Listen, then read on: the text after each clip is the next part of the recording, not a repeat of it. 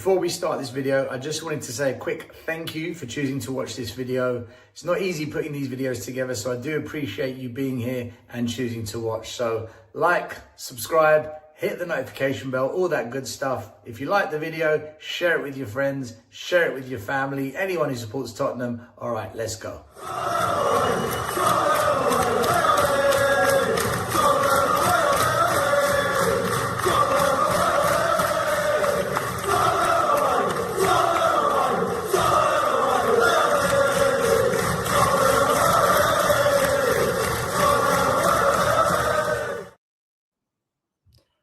Hello everyone, welcome back to the channel. It's Tottenham Away Ole Ole.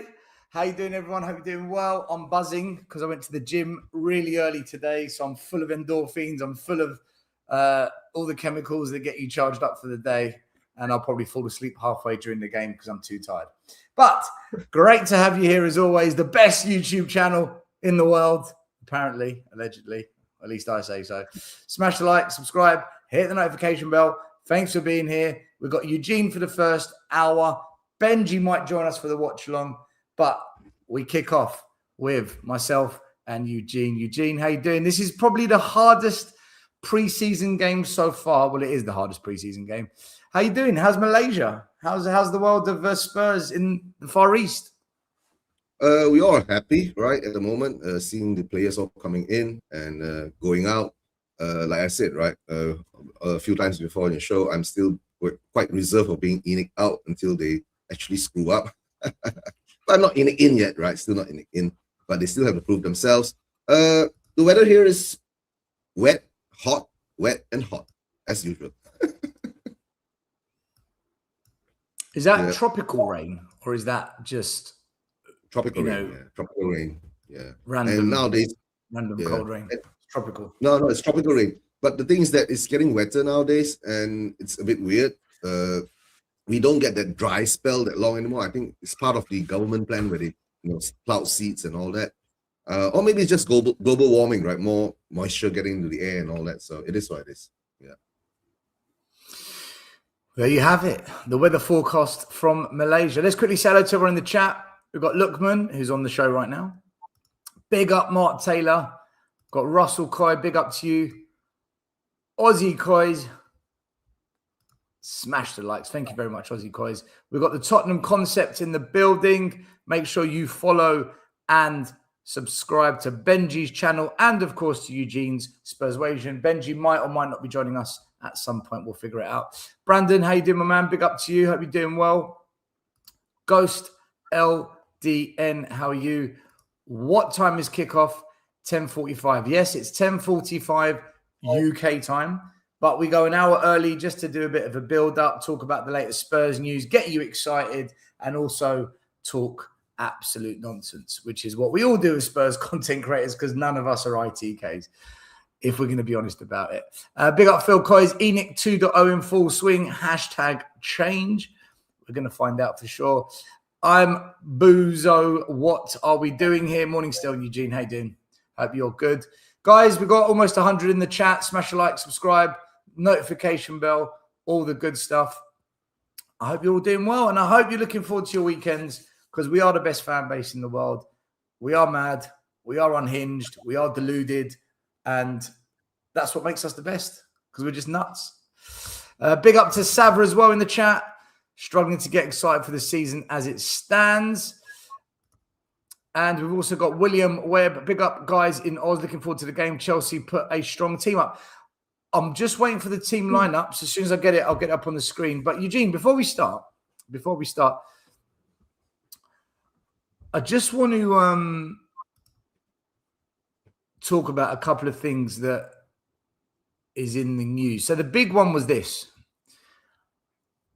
Ali Gold, Football.London, asked the question to the Zerbi about our transfer window. And his words, I've got it up on the screen. In the transfer market, when I want one player, I become like a shark. No chance to say no.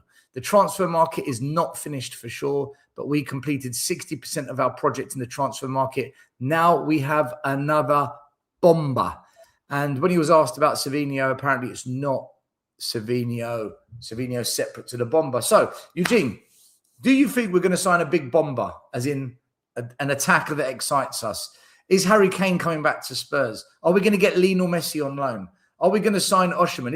Is something big about to happen, or is De Zerbi just playing to the cameras? What's your thinking? I did a show last night on Hotspur TV, right? There was some good discussions going on this bomber thing. I'm not sure because Alex came on too, and he was saying that he's the only manager in Spurs' lifetime that I've seen, right, come out and talk on press conferences about signing players. I've not seen any of our other managers do that. It could be a ploy for him to actually pressure the owners to actually get proper players that he wants. And if he really has that power, right, on selecting the players and molding this squad to his vision, right, that could be a very positive thing for us, because we've been saying this, right? Give the managers what they want, right, for so long, right? And if this bomber does happen, to tell you the truth, Stel, the only bomber that I want to see, like, where the rumors are still going around, who are we going to sign? But I want goal-scoring players. I don't care what they are, just as long as they score an average of about 13 to 14 or 15 goals in the Premier League, assists about 3 or 4 or 6, right? Then I'll be happy. That will improve our front line. And as you know, right, our front line is shit at the moment, right? Really shit. So, bomba, no bomba, like this. Being a Spurs fan. I totally agree with you, Eugene. These are our forwards at the club right now. Mana Solomon, Demola Ajayi, Yang, Solanke, Richie, Scarlett, Melia, Moore, and Tell. That simply is not good enough. That simply is not good enough for a team that wants to get back into Europe. There's very few goals in that mix of players, and let's be honest, at least half of them won't be at Spurs next season. I'll be surprised if Ajayi plays, if Yang's here. Scarlett and Melia, they're not going to play. Mikey Moore will go back on loan, which leaves us with Tell, Solanke, Richie, and Solomon.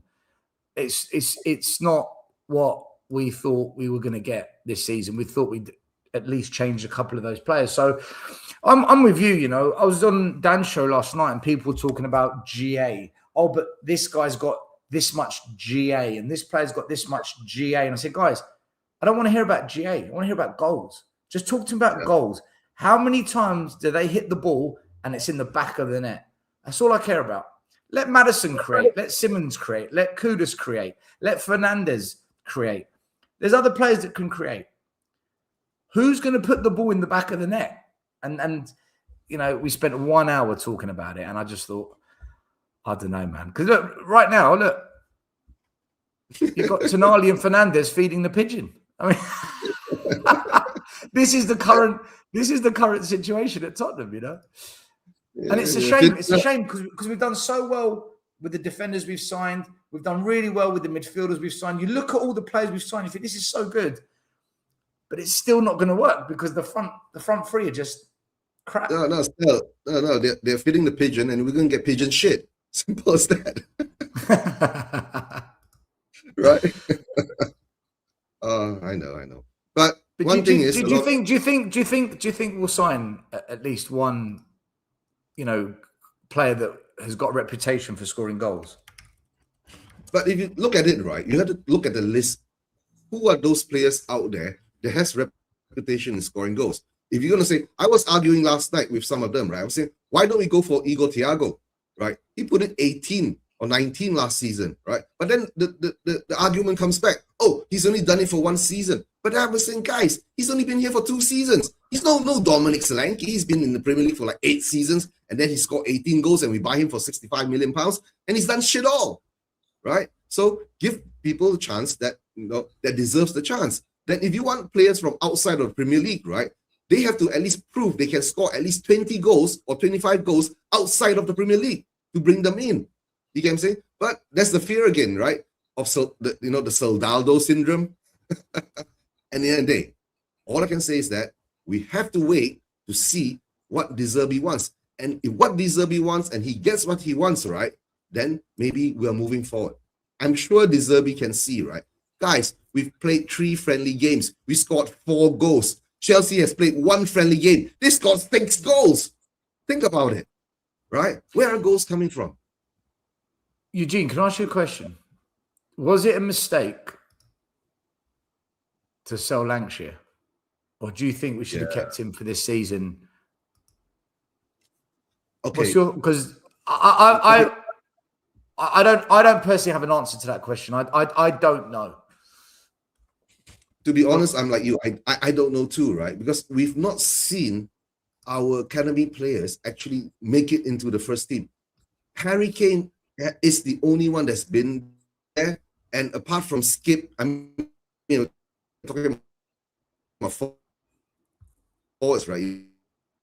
Unless you're talking about midfielders, talking about Skip, and there was one more Skip and Wings. True, all right. Right into our first team, and apart from that, we have not seen anyone else. As for forwards, we've been calling for it. We've been talking about Dane Scarlett coming back, Alfie Devine maybe have getting a chance, But the thing is that Lancashire, if we have kept him, would he have been happy, right, to be playing behind the likes of the Pigeon and Solanke and Tell, right? The boy needs game time, to be honest, right? If we don't let our boys have game time, they need to go somewhere to find game time to improve themselves. They can't be sitting on a bench for like. But my point was, if we're not going to bring in goal scorers, because we don't know, right? I think we will. I hope so. But let's pretend that Tottenham don't sign any goal scorers this window. Should we have just kept Lancashire and played him ahead of Solanke or played him ahead of Richie and seen what he could have done? Or do you think that's that's silly? Come on, what are we doing? What's Lancashire actually done? Suddenly he's Tottenham's number 9, No, I would have given him a chance to try, right? I would have given a chance to try. But the problem is that I think Spurs seeing £20 million for our academy player, it's something that, I don't go to the finance side, is to maybe offset some of the money that we would have spent. You know what I'm saying, Stel? So it is what it is. We resold him. I would love to have given him a chance, right? I mean, we are Spurs, right, Stel? We know this, right, Stel? Solanke's going to get injured somewhere along the way. Richarlison is going to, not score when the goal is open for him and all that. And most probably he's going to get injured too, right? So he would have been a good backup or reserve for us to try him out. But the thing is that, like now, we're just waiting for someone to come in, or 1 or 2 players, right, that's been out there touted, right? And the thing is that proven goal scorers, who are we going to get? Proven goal scorers, who are we going to get? Can I just quickly say, William, it's comments like this that I just can't comprehend in my brain. I can't stand YouTubers slagging off Richie and Solanke. Whilst they're with us, we should encourage them. Do we boo them when they're playing on a match day and we're in the terraces? No. Do we sit there slagging them off for 90 minutes? No. So with all due respect, Richie and Solanke aren't watching YouTube and saying, oh, Stelios is slagging me off, and that's why I'm crap. That's why I can't hit a ball properly. That's why I don't score more than 10 goals. If you think YouTubers encouraging professional football players on £100,000 a week is going to change their performance, I don't know what world we're living in anymore. We might as well just stop the game and play in virtual reality. I have zero impact. Eugene has zero impact. All the YouTube family have zero impact on how Richie performs. I give you my word. If we did, we should be the managers. We should be the managers, because then if we encourage the whole team, we're going to win every game, because that's how influential we are. William, I get you not liking others criticizing and challenging. I get that. But to say if we encourage them, anything's going to change, mate, it's for the birds, But thank you. Thank you for your comment. I like all comments. Ones that agree, disagree, I'm all for it. So I don't think YouTubers have any influence whatsoever on the performance of players. It's the fans in the stadium. They have the biggest influence. So, Eugene, the lineups are out. Let's quickly have a look.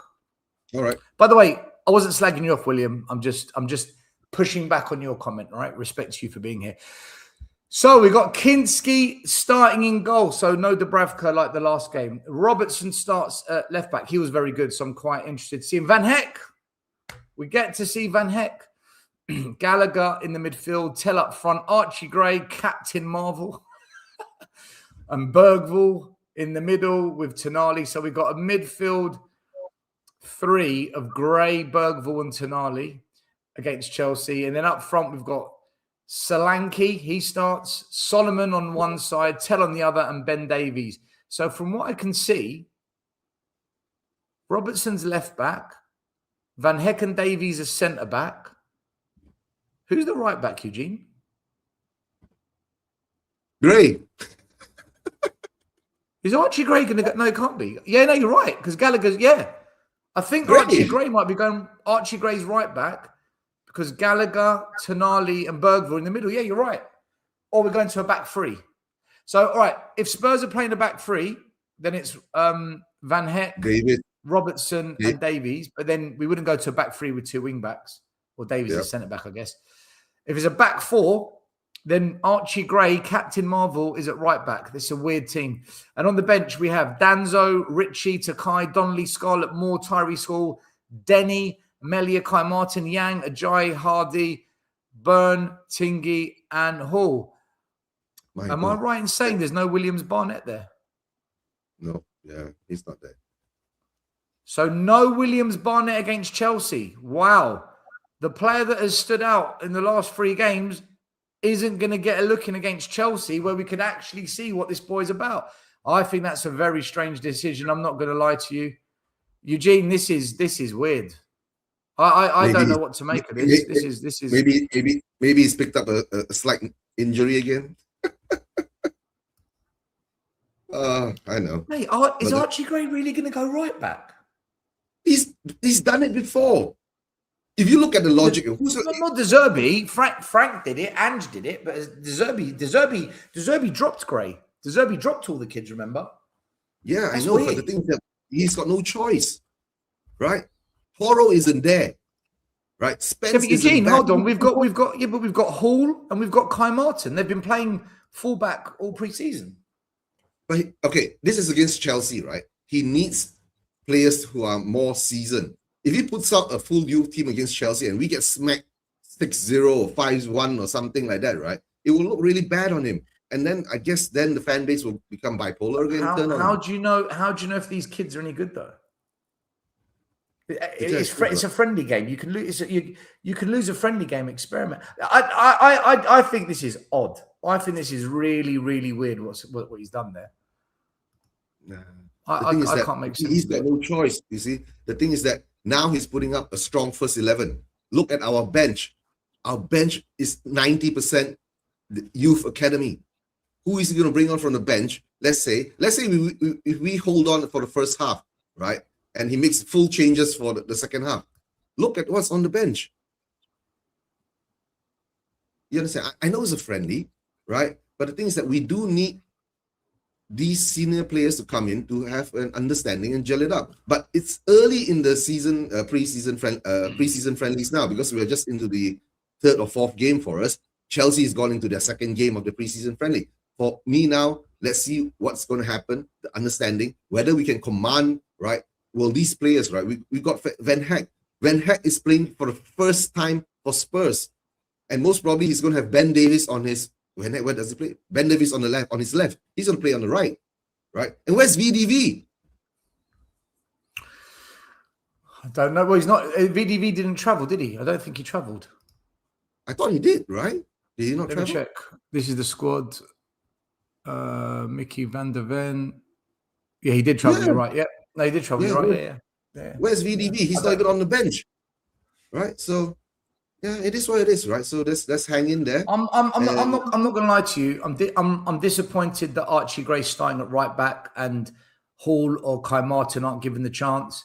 I'm disappointed that Williams Barnett isn't in the squad at all.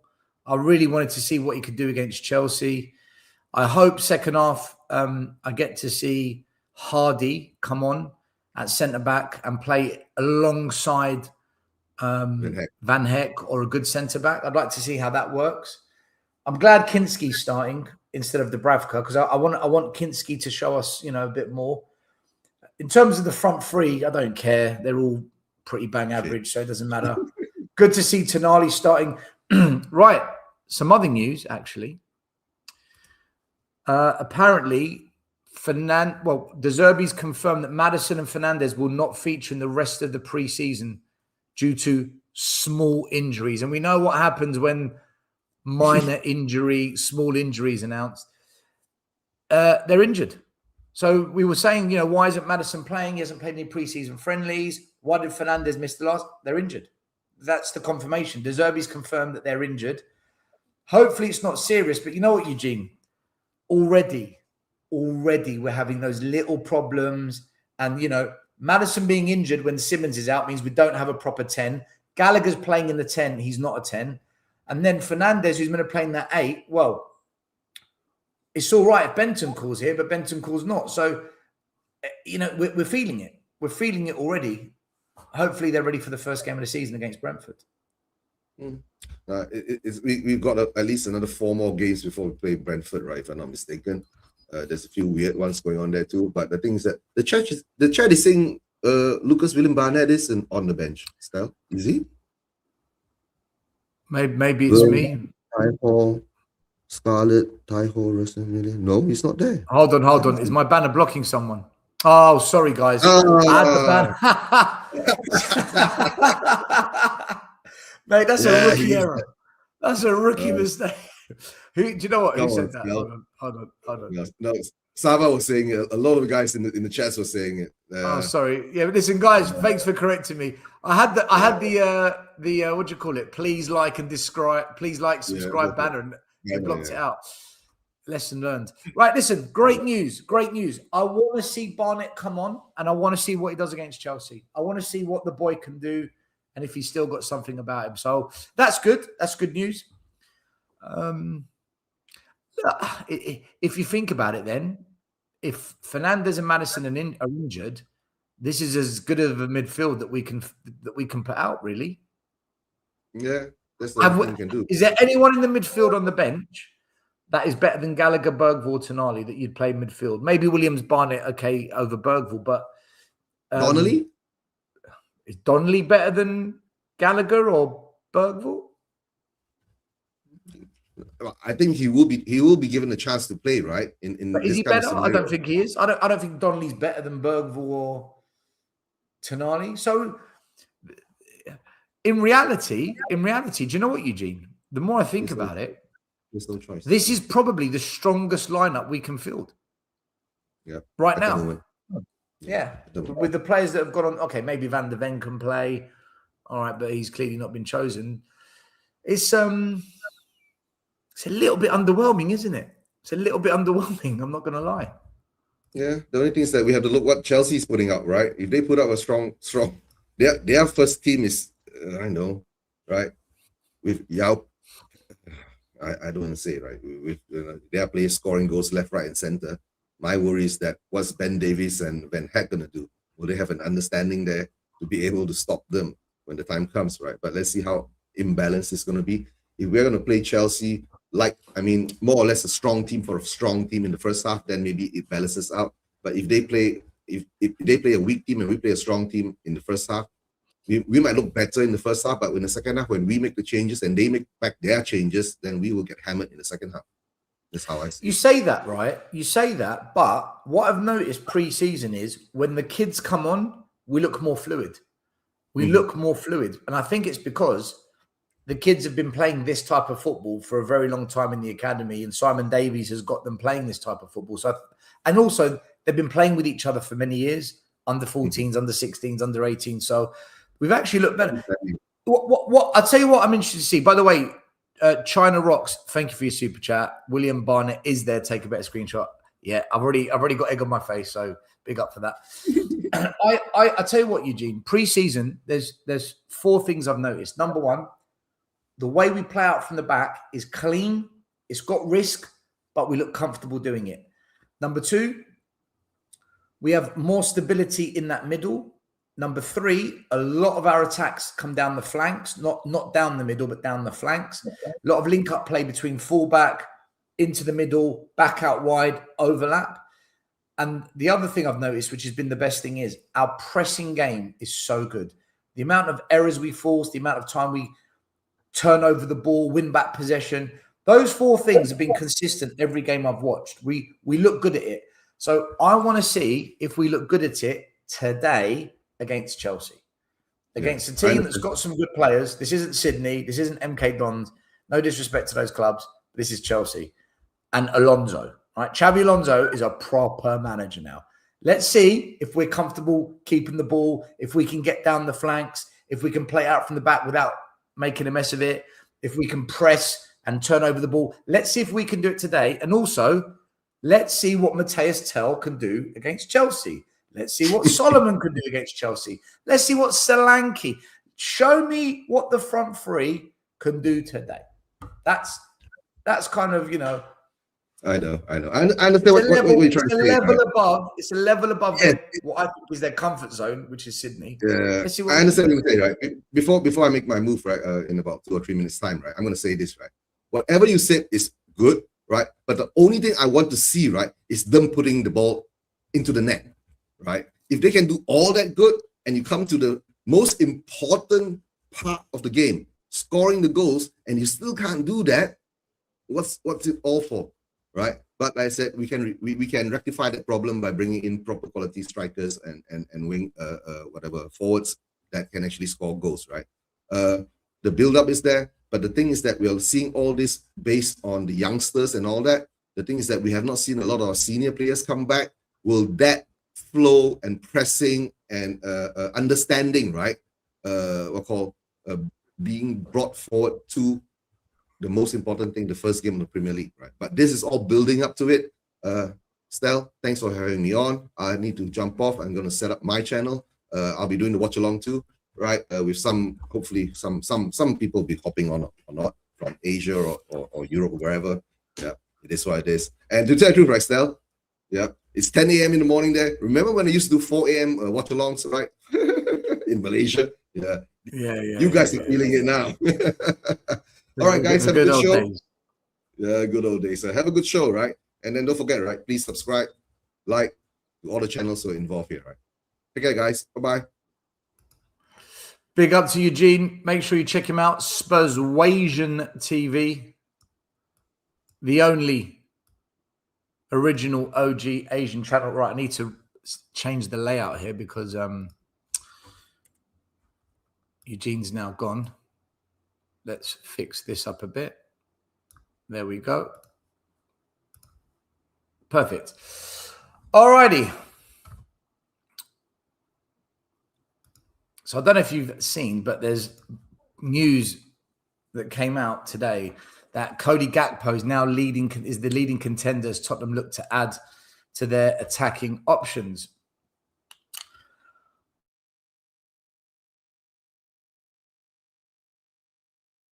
I spoke to a number of my Liverpool friends.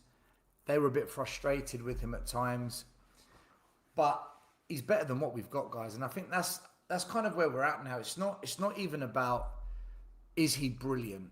Is he amazing? Is Cody Gakpo the next Harry Kane, the next Jurgen Klinsmann, the next Teddy Sheringham, the next Berbatov? No, he's not.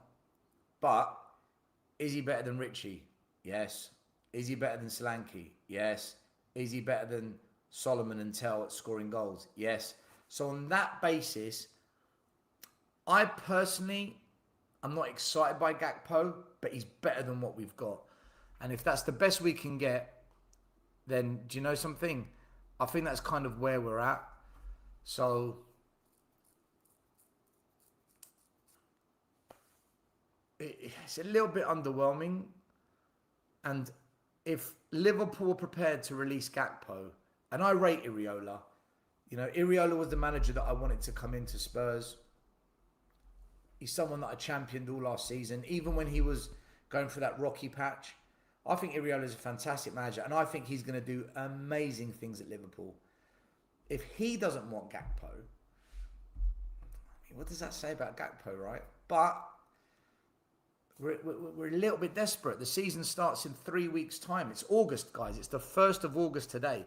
The season starts in 3 weekends' time. If Gakpo is the best we're going to do, then so be it. We've got to bring him in. Because I can't do another season watching Richie and Solanke and Tells and all this stuff up front. For me, it's just painful. What's your thoughts on Gakpo, everyone? Are you yay? Are you nay? Are you meh?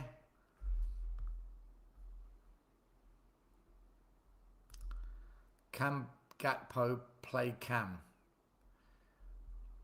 I think he plays in the front three, doesn't he? Do you know what? Let's get some stats up on Gakpo, actually. Let's get some stats up. Not that stats alone. Alrighty, so I'll get up his Liverpool stats. Okay, what I'll do, if I take a screenshot, then I can share it with you guys as well. And then you can all see the stats as well, rather than me just reading them out as if I'm some kind of commentator.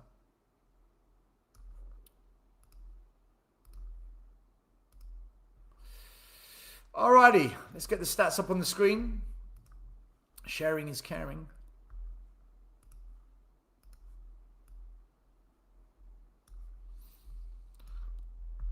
Okay, so Cody Gakpo at Liverpool. Premier League. In his first season, he got 7 goals.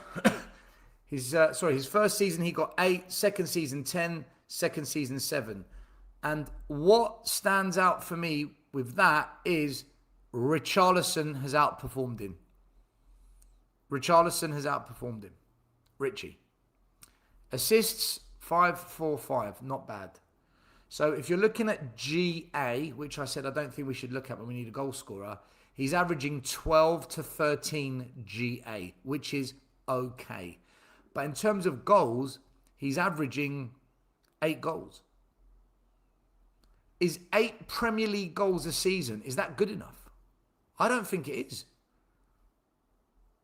In the Champions League, he scored 3 goals in 24-25 and last season 2. That's not great. In the Carabao Cup, he scored 4 goals in his first season, 5 in the second. You can probably score 3 goals if you play a weak team. And then in the Europa League, 4. So, and the assists in Europe are almost nothing, non-existent. So, guys, I've got to say, if we're just going by goal-scoring stats, I don't want him. Having seen that, I'm completely flip-flopping from where I was 5 minutes ago. Because 5 minutes ago, I said he's better than what we've got. He's not. If that's his goal-scoring stats, he's not better than what we've got. Richarlison's actually better. And I can't stand Richie. So I think if Spurs sign Gakpo, I know what's going to happen. We're going to sign him. There's going to be a big argument about his stats because they're not actually great. And then everyone's going to say, but De Zerbi can get a tune out of him. But De Zerbi can create more chances for him. But De Zerbi can turn him into a star. And I don't think we can keep doing this. De Zerbi's going to turn every player at Tottenham into a superstar. If that was the case, then we wouldn't need to buy any players. We can just turn everyone into amazing players, right? I'm not sure about Gakpo, guys. My heart says no, and my brain says no. I've changed my mind in the space of 5 minutes. Mate, he scored 7 goals last season from 30. And look at his appearances. This guy has played a full season every single year. So he's not injury prone. He's not missing games. He played 35 in his first season, 35 in his second season, 36 Premier League games in last season. So he's practically played a full season and he's averaging 8 goals. That's basically a goal every 4.5 games. So every 4.5 Premier League games, Gakpo's going to score. I don't know. That's not good enough. Let's be honest. That's not good enough. Alfie says not for 60 million, which is what I think they'll demand for him. We have made 2 60 million mistakes with Solanke and Richie. Don't do it again. True. Stel, Watermade is the striker we need. I'm not sure. I don't think technically he works for us. Stel, you're looking at it wrong. We need goals. I'm looking at it from a goal scoring perspective. I don't care about everything else. If they can't score goals, no, you don't add up the goals in every competition year by year, because when you do that, you're assuming that all the competitions are equal. The Europa Cup is nowhere near the level of the Premier League. The Carabao Cup is nowhere near the level. I look at Premier League. Premier League and Champions League are the best barometer because that's real competition. People that look at, but look at the Carabao Cup. Look at the Community Shield final. Look at the Conference League in Europa. No. That just fluffs the stats up. So I'm not so sure. There's another person here up the Spurs agrees with Walter Marday. I think Walter Marday is perfect for us, but he's not my number one. Yeah, Alex, I can see you in the chat. I'll send you the link now. Calm down. Having your panic attack.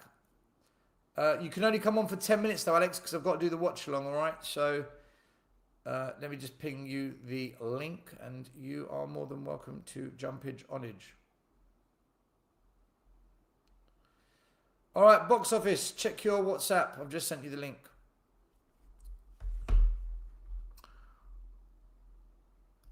Tell's going to score a double today, according to Jordan. Let me screenshot that.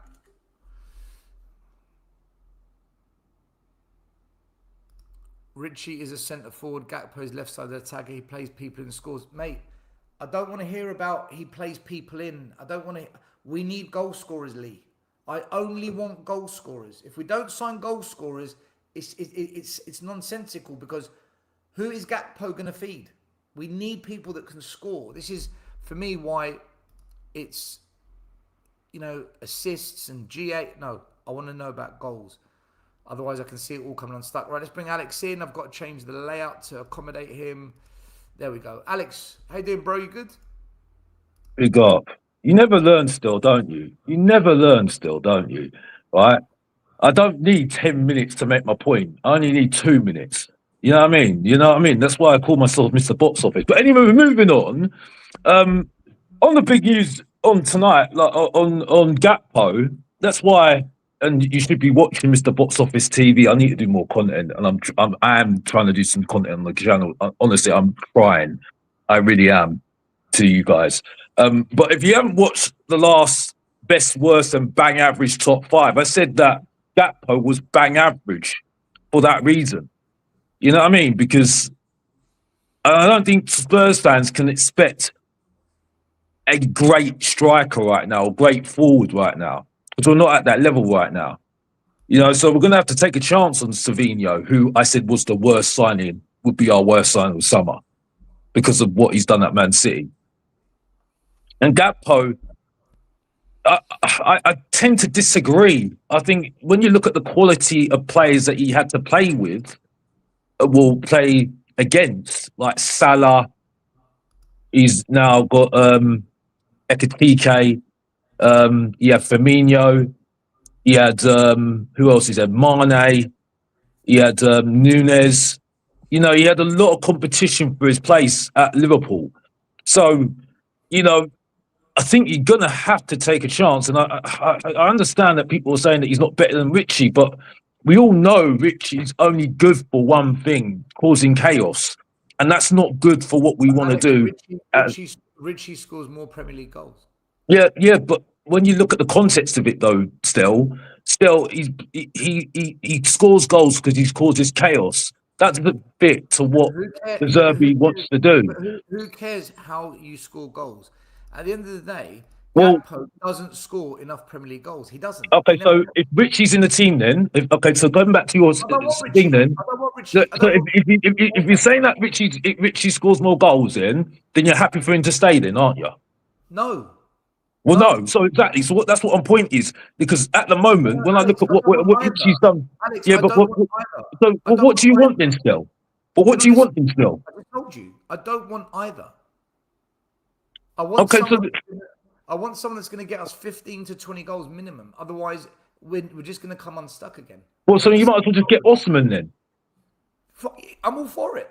So you might as well get Ottoman then. So that you have to pay 300 pound wages then. That's Yes. what we're asking then, aren't we? Because like we have to get back to reality though. Still, we have to get back to reality. Alex, The fact is, we can.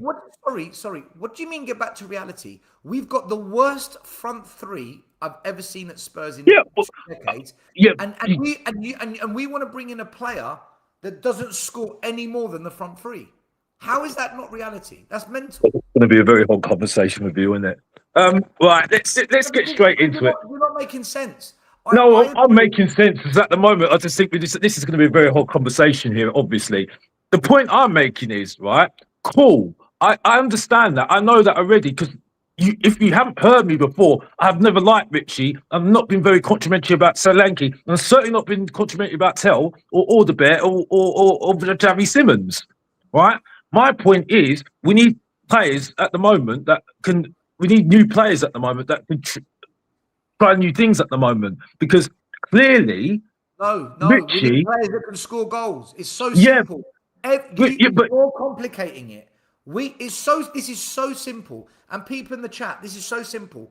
We need goal scorers. I don't care if Gakpo plays on the left. I couldn't care less where he plays. If he doesn't score goals, I don't want him. Because we need goals. We don't. But he does score goals. He used to score goals before, and he has been competing with the most. Go on, Alex. 3 years. 3 years in the Premier League. He has not scored more than Richie.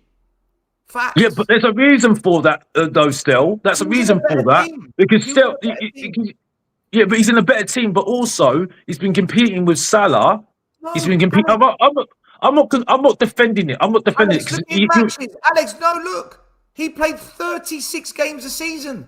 Gakpo played a full season every single year. He got a full season, Alex.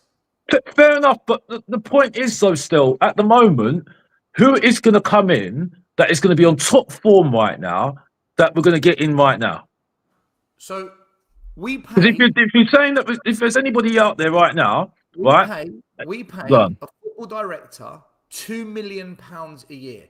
We've got this new guy that's come in. These guys earn a lot of money. Do you know why they earn a lot of money? Because they've got to solve that problem. Go and find the goal scorers. Otherwise, why are we paying you £2 million? Alex, just imagine every month, almost £200,000 gets paid into your bank account, right? Imagine every week, £50,000 gets paid into your bank account. That's what they get paid. They get paid 50 grand a week to find those players. Go and find them. Otherwise, what are we paying you 50 grand a week for? Okay, there you go. Don't get used to it. I do agree with you there because everyone's bigging up. I saw. Okay, no, I don't really care. I don't give a monkeys. I saw Luba praising him to the rooftops, but then you know what he's like. You know what I mean? He praises anything because he likes art for apple pie. That's the point. You know what I mean? Analogy. You give him a little bit of crumbs, he jumps on it. That's the point, right?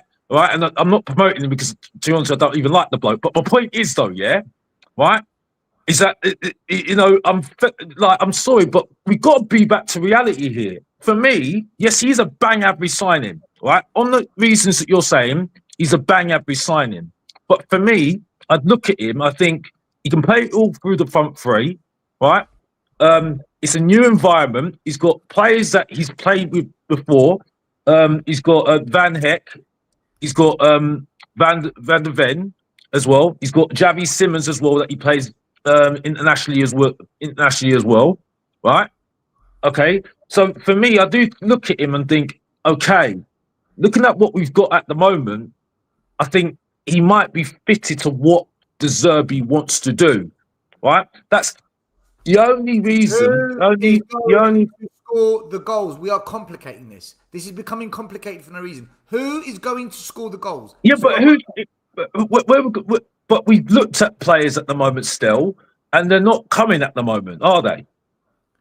So we're going to have to be creative and look at players that are used to be good, and then go for them. Like we had to take the chance with Mawani. So unfortunately, I think that's where we're going to be at the moment. Because then what we should do then, go and get Osman, go and get Thiago, go and get somebody that's scored goals recently then. But that's going to cost us a lot of money. How can you spend 100 million on Tonali, 85 million on Fernandes, 60 million on a centre-back, but the most important position on the pitch, scoring goals, we're not going to spend big? Good point. Good point. That's exactly what I said last time. Remember the last time I was on the show that you were having a go at me about me saying that we should have the expectations about being in Europa League? I said exactly that to you, and now you're saying what I said. So thank you for acknowledging me what I just said to you before. Thank you for acknowledging me that then, Stel. Thank you. Right, now you come back to my point then. I said last time then. Thank you very much. Thank you very much. So I was talking sense, wasn't I, Stel, then? Wasn't I? 100% then, isn't it? See how things age very, very well, very, very well, Stel. See how it works. It's very, very well there. Fantastic now. So we're on the same page then, aren't we, Stel? We are on the same page then. If we can pay 100 million for Tonali, why are we paying 100 million for Tonali? 5 million for Fernandes, and we've not gone out and try and sort out that front line. 100%. Thank you for coming back to my point. You say your point. I've been saying for the last God knows how many weeks, we need goal scorers. I've been trying to say to people, stop saying attackers, stop talking about GA, talk about goal scorers and goals. I've been saying this for many, many weeks, and I'm saying it again. I don't care whether you play on the left, the right, the 10, the 8, the 9. I don't care where you play. Just score goals. Just put the ball in the back of the net. That's all I'm asking for. That's all I want, because anything else doesn't make sense. Oh, but 100% still. Oh, but he plays on the right. Oh, he can create. Create for who? Who are you creating for? Like, I'm watching pre-season. I'm watching Yang miss open goals. I'm watching Gallagher miss-hit a ball. I'm watching Tell incapable of scoring from open play. I'm watching Richie eating the grass. I'm watching Solanke doing nothing. And Solomon, great. Good dribbling, no goals. I'm watching all the attackers. None of them can score. I'm sitting there going, why do we need more wingers and more creators if there's no one to put the ball in the back of the net? I just think at the... Well, go and get Brendan Johnson back then. Go and get Brendan Johnson back then. Johnson won't suit De Zerbi's team. The way he scored goals when he was at Tottenham, wasn't he? If he played to his system, he might as well just get Brendan Johnson there. We had Danny Welbeck on the plate. Danny Welbeck on the plate. You're not going to build a team around Johnson's strengths. That's not going to happen, right? That's not going to happen. If you look at Liverpool, they had Firmino, Mane, Salah. And Firmino would drop, Mane and Salah would invert, and Firmino would feed them. Between those three, they got 50 goals a season. Who cares? One played left, one played right, one played in the 10. But they got 50 goals. So I don't care what position they play. They got goals. We can't say the same about our front three, Alex. Still, I understand what you're saying, but please stop repeating something that we all agree with this at the moment. You know I agree with this. You know I agree with this. You know I can't stand. Why do you think I call Richie the below average Emil Heskey for a reason? I've been saying it for years now. So it's no news to me that Solanke's crap, Tell's crap, bloody Richarlison's crap, and Alderbear's crap. Why you know my feelings on this now. I'm bored of this now. Why does Iriola want to get rid of Gakpo? Yeah, that's a good question. He's obviously not fitting to what he wants. And to be honest with you, I'm a bit confused because I think that really does lower the amount of forwards they've got at the moment, because Ekitike is injured, isn't he? So and Salah's gone. So I mean, he's obviously getting rid of him because he doesn't fit what they want, you know. So, but you know, I'm not excited by Gakpo, and I'm certainly not excited by Savinho that is coming in, but all I can come back to is that, and I'm not like defending this or any metric because I can't come back on the fact that he's not doing better numbers than Richie. I can't do that. I can't argue that because that's factual, right? So where you are there, you're right there. But one thing I would say is that at least it's something new at the moment. That's it. And if he's coming in, De Zerbi must have agreed to it. He must have agreed to it because we don't know if he's coming in. It's currently it's speculation. It's just noise on the internet. It could mean anything, you know. But yeah, I mean, because another game's starting soon, so I'm gonna have to go soon because you need to do your like solo thing. So yeah, I listen. I think you make some good points, but I do think I've got an argument here that I say at the moment. I think that's maybe the options we've got at the moment. The one that I think we've missed out on, I think there's Balogun as well. Balogun, that's one that I think we missed out on. He scores goals. And the one that I'm just surprised that we didn't even have a go at was Trossard. You said it before. I said it 2 weeks ago. Trossard, I think that we missed out on him big time. Honestly, because I think he's a goal-scoring winger that we need. Other than that, at the moment... The game's about to... They're coming out the tunnel. I've got to start watching along. Right, well, I'll leave you to it anyway, right? Thank you for me putting you to school again, Stel. Big up to you, though, yeah? Take care of yourself, yeah? Enjoy the game. Check out Mr. Box Office TV. Go subscribe, like, follow Alex, where you can watch me apparently get schooled. Alrighty, let's get this show up and running. The players are coming out the tunnel. We'll be kicking off very, very shortly. In fact, they're already out the tunnel. They're on the pitch, all lined up.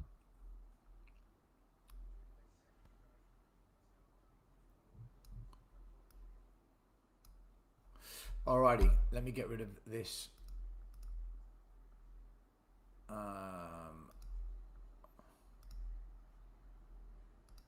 There we go. Alrighty, guys. This is going to be a bit more of a test for us, how we play, what our players can and can't do.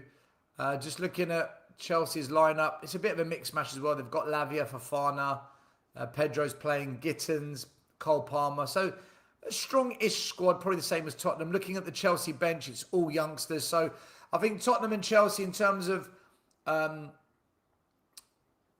actual experience that's playing and what's on the bench, is very similar, very equal.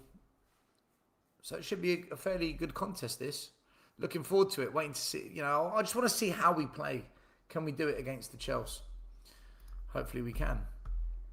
Big up everyone in the chat. Smash a like, subscribe, hit the notification bell. Stel, when next will you have guests on? I want to propose my argument. Yeah, that's cool. Teslim, are you in my WhatsApp chat? If not, can you send me your telephone number so I can add you to my WhatsApp chat? I'm going to put my email in the link. Send me your WhatsApp.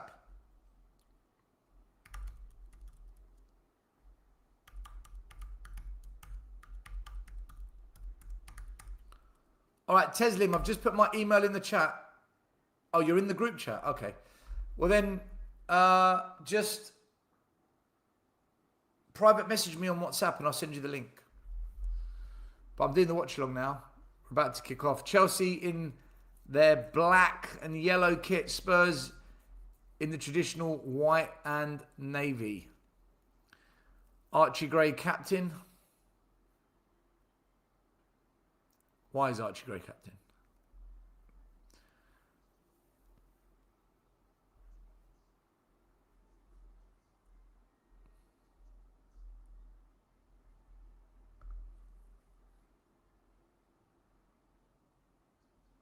The trumpet's currently playing. By the way, in case you didn't know, guys, just a quick reminder. On Monday, we're back. The boys are back. Tottenham away, back on Monday nights on this channel. 8:30 UK time every Monday. Myself, Mari, JP, Iggy and Maz Make sure you are there. It's the show that you have all been waiting for. We're about to kick off. Some of you might have kicked off already.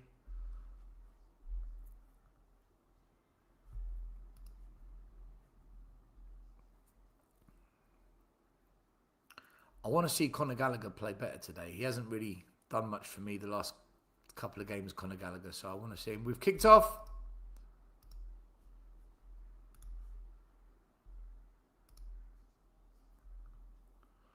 We're underway. Chelsea pressing Spurs and Spurs playing it out from the back as we have been doing all pre-season.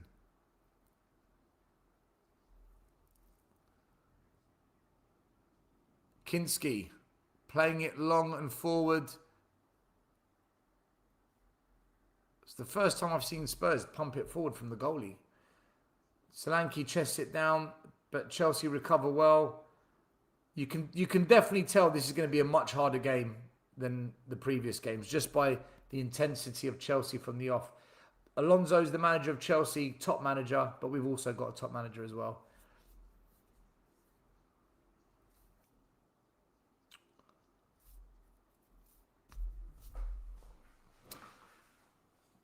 Oh my God, guys, you know what? I'm not going to lie to you. I'm so tired. I went to the gym this morning, man. I might just sit here and just get a little bit of sleep. Just get a little snooze, man. Little 5-minute power nap. Okay, Ben Davies passed it into the midfield. Terrible touch by... Who was that? Was that Tonali? No, Solanke. Solanke with an awful touch. Mateus Tell, right, can he beat his man? He cuts inside, there's space opening up. Terrible pass from Tell, giving the ball away. And that's the Tell that we know. Good pressing by Spurs. That's the best thing about us under Tonali. We press good. Bergvall picks up the ball. Passes it. Gallagher. Gallagher to Tonali. Tonali in the middle. And we calm it down. The Van Heck and Ben Davies partnership. Van Heck passing it to Tonali into the middle. Ben Davies. And it goes back to Kinski. Kinski, surely he's going to play it short. Or look for a through ball down the middle. He's not going to kick it long, is he? No, he doesn't. Plays it out wide to Van Heck, who's dropped into the left-back position. It's kind of interesting because our centre-backs, they both drop and split, and then the full-backs push up to kind of create that U shape, but it's very wide. Tell receives the ball, but he's tackled. It's a throw into Spurs. 2.5 minutes gone. It's a pretty even start to the game.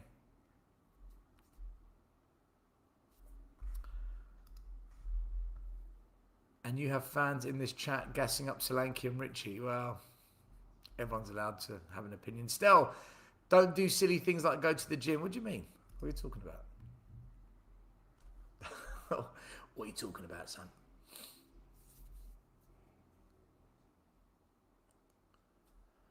All right, Chelsea with a throw-in in the final third of the pitch. They lose possession of the ball, but we lose it straight away. And Chelsea now playing across the back line, down the wing. Spurs, very organised press. You know, I say it a lot, guys. I do say I'm really impressed by our press, but it's so well organised. It's a well-structured press. A long ball up the pitch. Van Heck with the header. Dealing with it. Spurs recycle the ball with Solomon. Solomon now plays it out to Tonali. Tonali switches the play to Robertson. Robertson. Back to Tonali. Tonali. To Van Heck.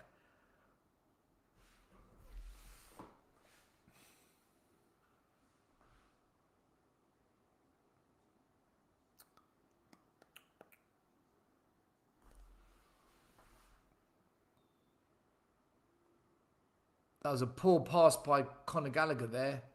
Put Spurs not in trouble, but made it a little bit difficult for us. This pitch that we're playing on is, I mean, has a tractor done wheelies on it or something? This pitch we're playing on is shocking.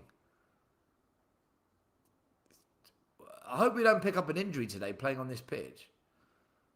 It's a terrible pitch.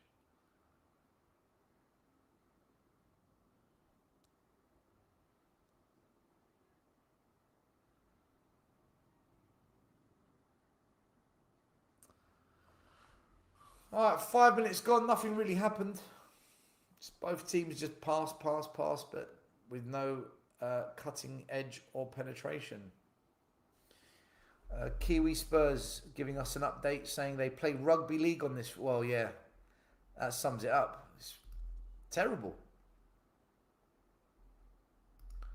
Brandon says long flights to play on terrible pitches. Chelsea now attacking down the flanks, but a good tackle there from Gallagher. Stopping Chelsea's attack. And it's a throw into Chelsea.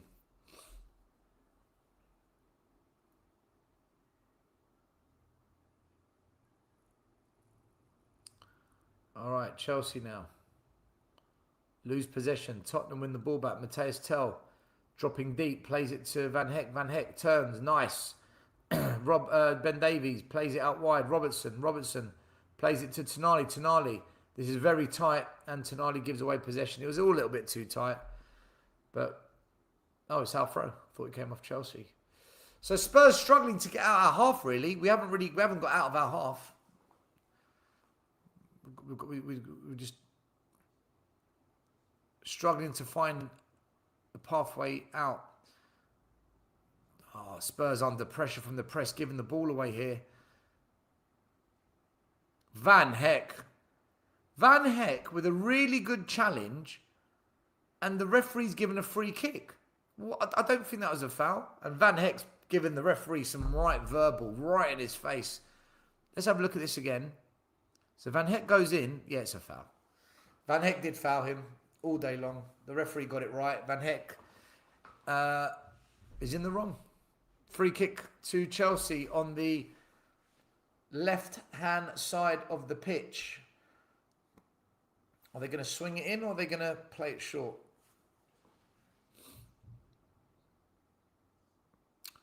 Alrighty. Yep, they're going to swing it in. Chelsea got loads of bodies in the box. In comes the cross. It's a good cross as well. Chelsea jump up. And they miss the header. Chelsea are claiming that it came off a Spurs play and it should be a corner kick. But the referee's not having any of it. It's a goal kick to Spurs. Alonso's got his arms up in the air as well, saying that was a corner. We'll have to watch the replay. But Spurs out from the back again. Nice. We play it up the line. Can we get over the halfway line, Tottenham? No, we go backwards again. Spurs cannot get out of their half. We cannot get out of our half. We're stuck. We're stuck like prick stick. If you're too young to know what prick stick is, it's old school glue that we used in school. And the ball goes up the wing and we lose possession. Chelsea are pressing us really well and we don't know how to get out of it. Nice 1-2 from Chelsea. They drive forward. Good recovery from Gallagher there. Getting his foot in and stopping that break. And Chelsea win it back and then they give it away. Neither team can keep control of that ball at the moment. Both teams just losing possession. But the game is being played more in our half than theirs.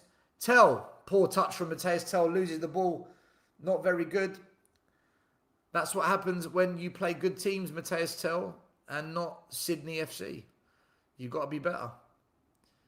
Here come Chelsea again. Palmer passes it back to the centre half of Chelsea. Chelsea back to the goalies. They recycle the ball. Spurs now push up the pitch. Can we force the error? And the ball goes out wide. What is Archie Gray doing? Archie Gray, what are you doing, mate? Gray goes to ground doing a Richarlison, pretending that he was fouled when he wasn't, and it's a throw into Chelsea. Gray made a mess of that. But he's not a right back, is he? Archie Gray's not a right back. You've got a couple of youngsters on the bench that can play at right back. Might as well play them, because Gray's not a right back. He's not a captain either. Oh, that was a strong challenge there from Conor Gallagher. He might be in trouble here. Now, everyone's surrounding Conor Gallagher. There's a lot of pushing and shoving. I thought it was a good challenge, but I'm biased. They're saying that it was a dangerous foul. The referee's pulled over Gallagher. Let's see what happens here. Let's see what happens here. The Chelsea player's gone to ground. He's making a meal of it. Of course he is. Right, here's the replay. Oh. I tell you what. That's a foul. That's a shocking foul. That's a red card. That's a red card. He never got the ball. Guys, that's a red card. I've just seen the replay. He never got the ball. I don't think he got the ball. He got the player. He got the player first, then the ball. He's been given a yellow card, which means it's a foul. I'm sorry, but if that's a foul, that's a red card. If the referee's going to book him for a foul, he went in two-footed. If in the eyes of the referee, that's a foul, then that is a red. Tottenham have got away with that. That was a straight red all day long. I'm not biased, unless it's about the youth, but listen, I think Conor Gallagher knows it as well. That's a red card, guys. We got away with it. Big up to 7. It looks like you have a beautiful homestyle. Listen, it's Cyprus. It's old school bricks, and I'm renting. It's not my home, but it's nice. I am happy. I'm not going to pretend it's not nice. But thank you very much, man. Compliments. Gray, Gallagher, can we sell them? That's awful, straight red. I agree, Wayne. I said it as well, mate. Brian saying he's a lucky boy. Ozzy saying I just watched the replay. It's a red. Cyril saying probably a red card, but the ref can't give a red so early in a friendly. Sean saying he won the ball. Sean's deluded, man. Sean's fucking deluded. Come on. If you want honest commentary, listen to me. I'll tell you as it is. No bias here. It was a red card, both feet. Let me tell you something. If a Chelsea player did that to us, would we be saying he got the ball? We'd all be saying, send him off. It's a red. If a Chelsea player did that, we'd be wanting Lubo to come on and give a red card, right? Anyway, the game's moved on now. 12 minutes gone. Chelsea on the ball. Conor Gallagher on a yellow. Archie Gray, 1v1. Good defending from Gray. He's won the ball, but now he's got himself into trouble again. What are you doing, Gray? He's giving it straight back to Chelsea, but then Bergvall picks up the ball. Gray to Van Heck. Nice 1-2 there. Spurs playing it out in tight areas. Things you like to see. Good football, Tottenham. Can we now get it forward? Oh, the referee said throw. That was nice football. Good little intricate play in a tight area. Chelsea, here they come again. Spurs have not done anything. Nice little layoff to Cole Palmer. Cole Palmer drives into the box. He's still got the ball, plays it out to the corner. Chelsea, edge of the box, but they overplay it. Matthias Tell picks up the ball. What's he going to do? Loses the ball again. Matthias Tell is not having a good game, guys. Every time he's got the ball, he's lost it. Chelsea, down the flank. A little battle going on there. Conor Gallagher wins it, plays it to Tell. Tell gives it to Ben Davies. Can we get out of this? Come on, Spurs. Let's go forwards. And we've allowed Chelsea to drop back. And Spurs... Oh, the referee's blown for something. Apparently it's a free kick to Spurs.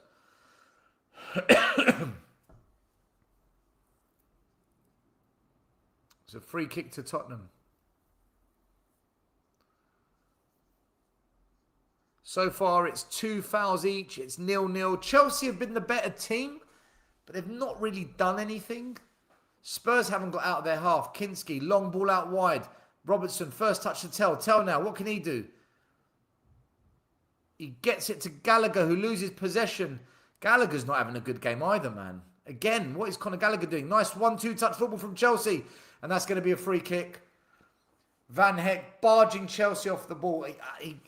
To be fair, Van Heck had to take one for the team because if Chelsea got round Van Heck, they were in. Some nice football from Chelsea here.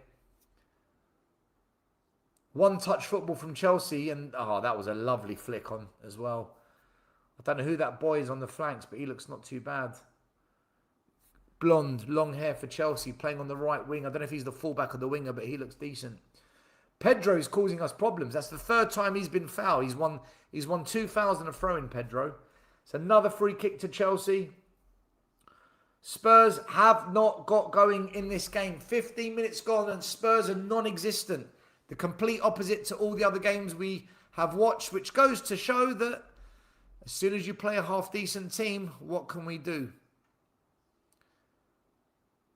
I'm not even worried about goal scorers at the moment. We can't even get the ball up the pitch to the goal scorers, if you want to call him that. Cole Palmer, he's got 2 around him, plays it back. The number 2 for Chelsea, who's that? He crosses it in, edge of the box. Chelsea recycle it. Spurs are pinned back. We are pushed all the way back in our half, and Chelsea stupidly pass it back to their goalie. I don't know why, because we were pushed back. Now they've allowed Tottenham to push out and put a bit of pressure on Chelsea. 15 minutes gone, 0-0. Chelsea the better team, but they've created hardly anything. Ball down the middle. Cole Palmer turns. Tonali wins the battle, and the referee's given a free kick for a 50-50. Referee, it's not a free kick, man. It's not a free kick. It's a 50-50. That wasn't a free kick. Tonali done well there. 7, thank you for the super chat. Even a friendly isn't a friendly between Chelsea and Spurs. Absolutely not. Never. Never. Thank you for the super chat. Chelsea now being pressed by Solomon, who forces the throw into Chelsea, but Chelsea still have possession of the ball.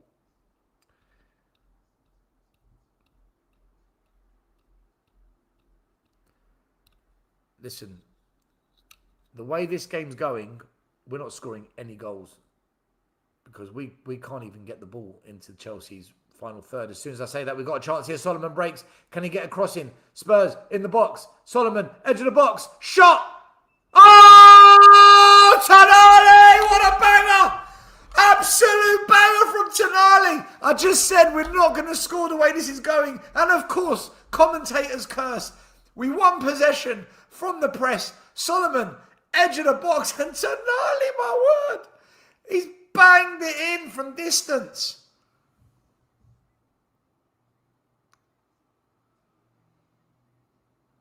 Let's have a look at this again.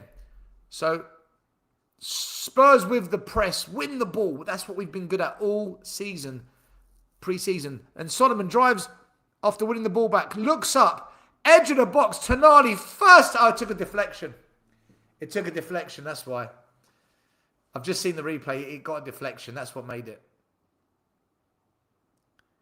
Who's it deflected off of? All right, so Solomon gets the ball. Done well to look up.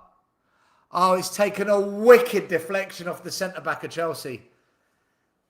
It was going to the right and it deflected and then went the opposite way. Listen, good pressing from Tottenham, which is what I've been praising this whole team about. The best thing that I've seen all pre-season is the press. Yet again, the press wins the ball for Tottenham.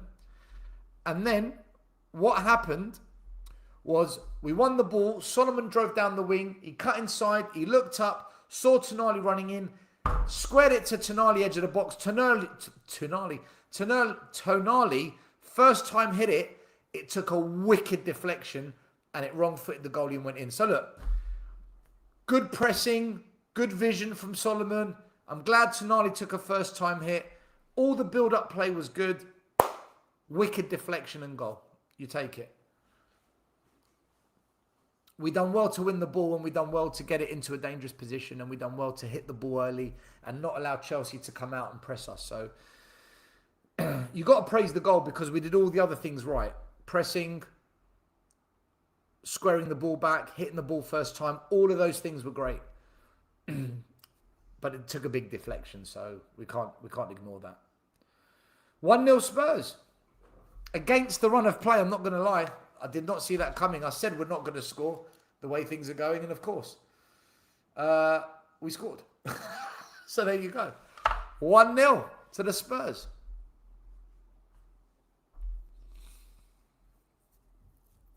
"20 minutes gone.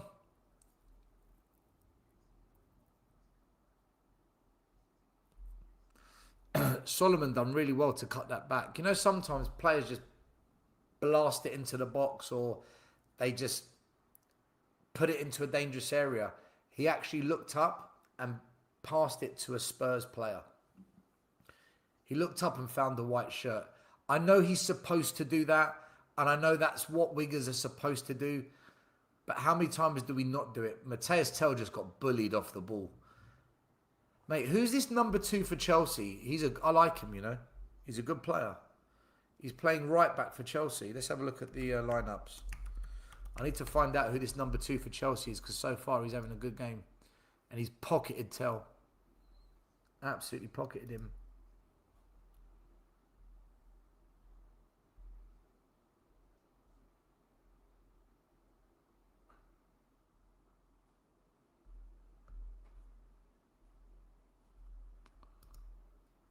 Spurs again, winning the ball high up, but we just lost our footing there. Chelsea now, they come down the left-hand side, one-on-one with Archie Gray. What can Archie Gray do? What can Chelsea do? Archie Gray holds up his man well. Chelsea, they square it in, dangerous back post! 1-1. 1-1, just like that. Chelsea have scored. Chelsea have put it in the back of the net. I think Kinski might have made a mistake. The marking was shocking. I think it was Robertson as well that lost his man. I need to see all the replay, but that was poor from Tottenham. Defensively, guys, that was poor. Let's have a look. So, Bergvall loses the ball outside the penalty box of Chelsea. Archie Gray in a 1v1. He holds up the man. The Chelsea player then crosses the ball in. Robertson's lost his man. Robertson completely loses his man.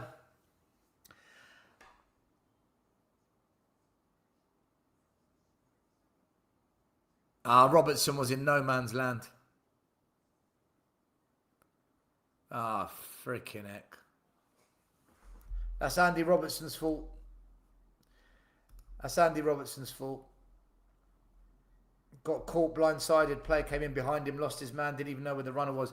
And by the way, can I say, I was one of the people that said, Andy Robertson, my big concern is 1v1 defending. His stats have plummeted. His defensive mistakes have increased in the last 2 years. Go back and watch all the videos. You know, I said from a defensive perspective, Robertson has massively declined. And people said to me, oh, he's going to be good, he's going to be great. I said, yeah, maybe going forward. But defensively, this guy isn't the player you lot think he is anymore. And I said it on We Are Tottenham TV 4 weeks ago. I said it on Danny's channel. I said it on my channel. And that was my worry with Robertson. So, you know, could Kinski have done better? It was really close to him, man. It came at him like that. Could he have done better? Probably, but I can't blame. You can't blame the goalie for that. It was poor marking. You know, it was a free header.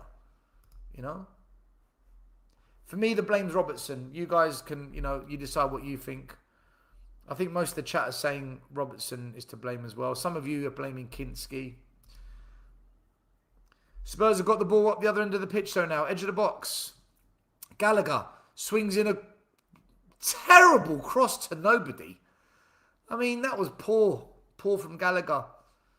Listen, to be fair, Chelsea deserve it. They've been the better team. We scored against the run of play. Bergvall plays it forward to Gallagher. Tonali wins the ball back. Now Spurs have pushed Chelsea back. What can we do? One of the Chelsea players has gone down the box and the referee stopped it. Conor Gallagher's... Sorry, Robertson, man, he's not going to be that player defensively, I can tell. I think Robertson will be good at getting forward and getting some good crosses in the box because he did it in the last game. But I think when we're playing Premier League games, I think you're going to realise that Robertson, he's not a good defender anymore. And if you look at all the data on Robertson the last 2 years, it's poor. It's really, really poor. And I had these arguments with many YouTubers the last 3-4 weeks. But anyway. But Robertson going forward, his crossing, you know, he can whip in a good cross. So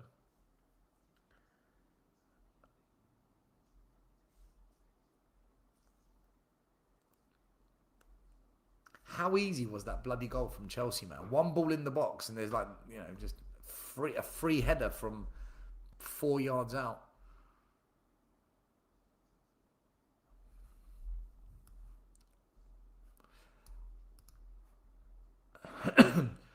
Right, who's that number 2 for Chelsea? I need to find out who it is.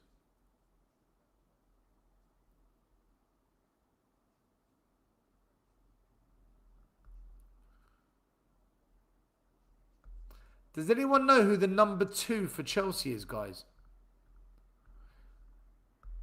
I'm trying to find out who it is. Because,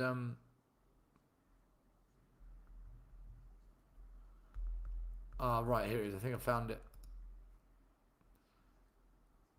The number 2 for Chelsea. No, I don't know who it is. Guys, if anyone knows who the number 2 for Chelsea is, let me know. People saying Palestra. Mate, he's had a good game so far for me. I quite like the look of him. Palestra, yeah. So far, he's looked decent. Not too shabby. He's pocketed Tell, but then is that anything? Is that actually something of great achievement?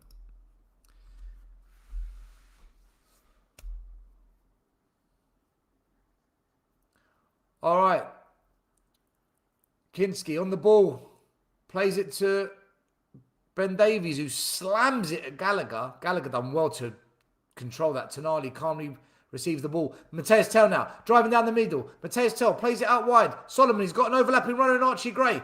Plays it to Gray. Gray loses possession of the ball. My captain, my right back, but he wins it back. Bergvall. Bergvall's done nothing this game. Again. Another pointless performance from Bergvall. Van Heck. Archie Gray. Bergvall. Gray. To Van Heck. Spurs have pushed Chelsea back. Spurs' defence on the halfway line. Ben Davies sends a floater out wide to Robertson, who tries to head it forward. Tonali. Davies. Tonali. And the ball goes all the way back to Kinski. 26 minutes gone. Tottenham 1, Chelsea 1. Tottenham with a goal from a deflected Tonali shot, and Chelsea equalising from a cross that came in and Robertson lost his marker. Solomon driving forward, beats a man and then squares it backwards. What's the point of beating a man if you're going to pass backwards? Robertson, Tell, Robertson.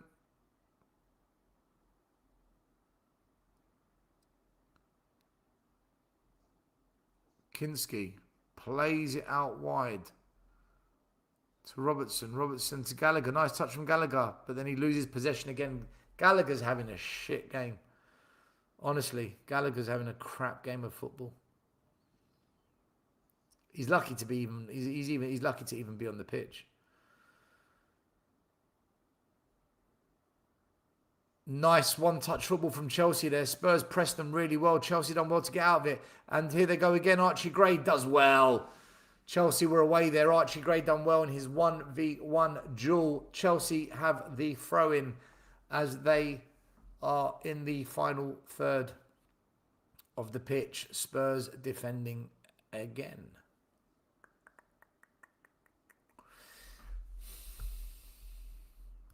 Fuck's sakes, man.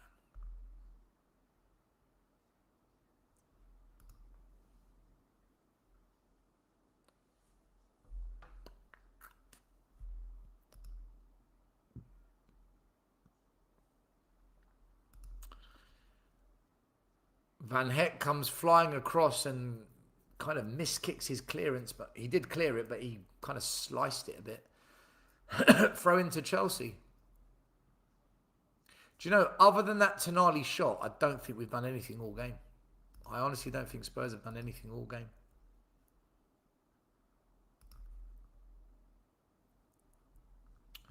"30 minutes of football and we've had that one shot."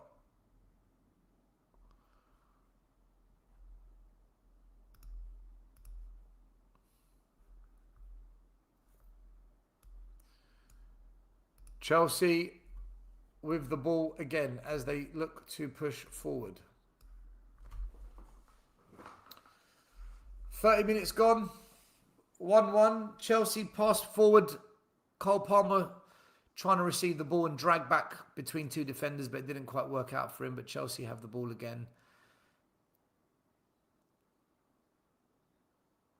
It's quite interesting because Chelsea try to play the ball down the middle a lot, whereas Spurs try and play out wide a lot more. Mateus Tell gets the ball and does what he does best and passes backwards. Conor Gallagher with a terrible pass. Got away with that there. Conor Gallagher almost gifting Cole Palmer a chance. Boy, we got away with that. Solomon beats the man and then falls to the ground and we lose possession. Chelsea. Oh, terrible pass at the back. Oh, Matthias Tell, you're so crap. He's so shit and people tell me he's getting better. That was rubbish, man. Chelsea try and pass the ball on the edge of their box. Terrible pass. They lose the ball. Matthias Tell,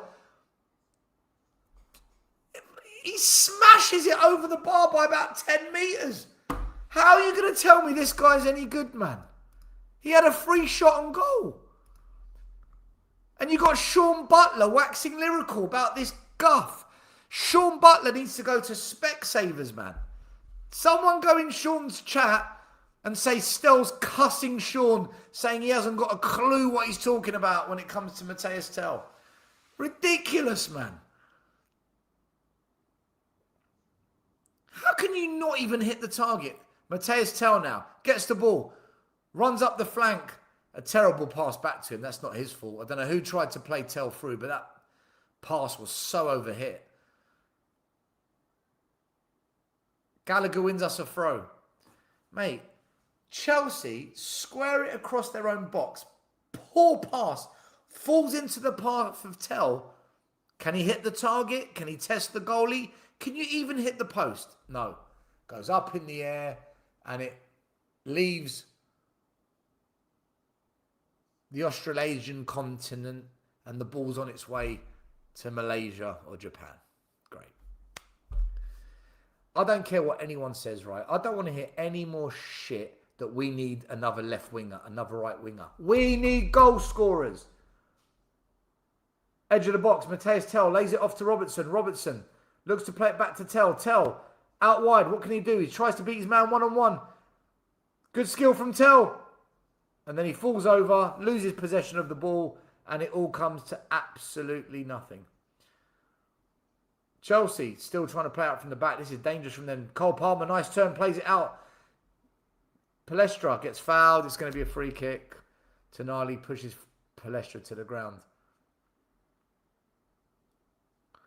Guys, listen, man. I don't want to hear about we need more attackers. We need goal scorers. Because that ball that fell to Tell, if that was a goal scorer, minimum, he's hitting the target. I don't want any more attackers. We need goal scorers. I'm going to keep saying it till I'm blue in the face. See? Yeah, the Tells and the Solomons and all these players and the Gallaghers, they're great against MK Dons. You know, brilliant against Auckland. We're playing Chelsea now. It's different. It's different.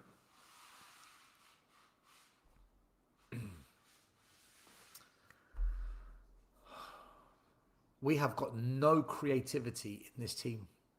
There's no creativity. Without Maddison, Kudus, Fernandez, Xavi Simons, I mean, that's a lot of injuries, to be fair. Without any of them, you know, we're lacking creativity.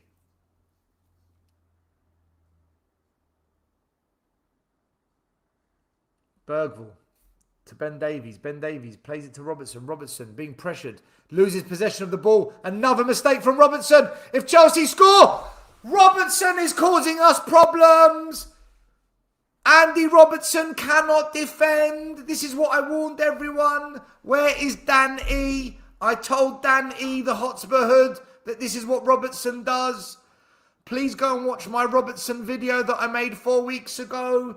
I highlighted this statistical failure that he has been producing for the last 2 years. He's not good defensively anymore. We're lucky it wasn't 2-1 and Robertson would have been at fault for both.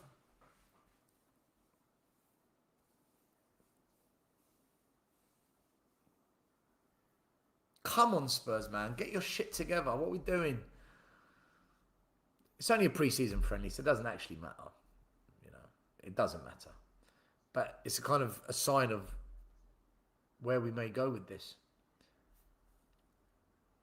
Oh, good interception from Tonali. Tonali Releases Tell. Right. Tell's got a chance here. 1v1. Mateus Tell. And we go backwards to Gallagher, backwards to Robertson. So from going from an attacking position, the ball's now gone back into our own half. Fantastic. And we recycle the ball. Van Heck.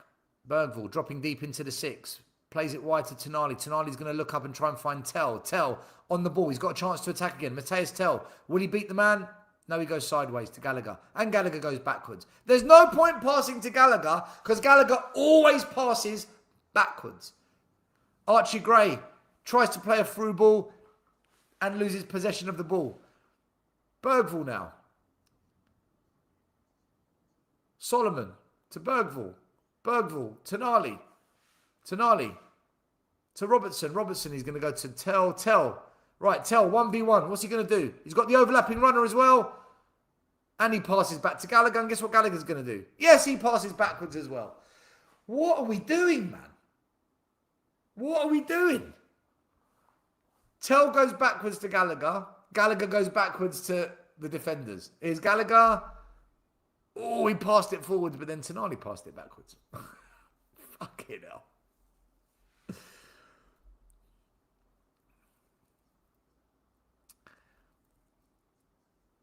Tonali plays it out wide to Solomon. Solomon, he's got the overlapping runner, cuts inside. Where's he going to go? Back to Tonali. Tonali to Bergvall. Bergvall goes forward. Nice. Can we go forward again? Solomon. Out wide. Solomon. Van Heck. Chelsea are pushed back. Spurs are squeezing the game. Robertson to Tell. Someone's got to take on a man. At some point, someone's got to do something creative. Otherwise, we're going to go backwards and sideways. Tell. Fuck's sakes, man. He goes backwards.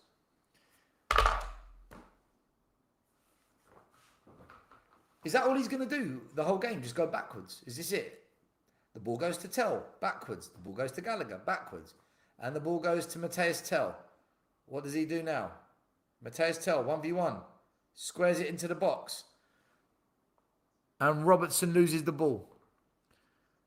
And Chelsea just kick it long. Ben Davies back to Kinski. Kinski plays it back to Ben Davies. Chelsea push up the pitch and Spurs build up again. Ben Davies driving with the ball over the halfway line. Ben Davies to Tell. Mateus Tell now. He's got 2 players around him. What can he do? Mateus Tell driving forward. Chance for Mateus Tell. What can he do? Can he score? Mateus Tell, good skill. And Kinski, sorry, not Kinski, the goalie of Chelsea puts the block. Mateus Tell actually beating the man, but where's the end product? Where's the end product? We need end product. At least he took on the man, right? At least he took on the man. He tried to dink it over the goalie, but he was too close to the keeper. And the keeper sends it out for a corner kick. Corner kick to Tottenham. What are we going to do with the corner? Tonali to take it. Why is Tonali taking the corner kicks? I thought Mateus Tell takes the dead balls. Tell is actually good at the corners. He was good in the last game. I don't know why he's not taking them now. Oh well, Tonali takes the corner. It goes towards the... What a shit corner, man. £100 million and you can't take a corner. £100 million and he kicks the ball off the pitch.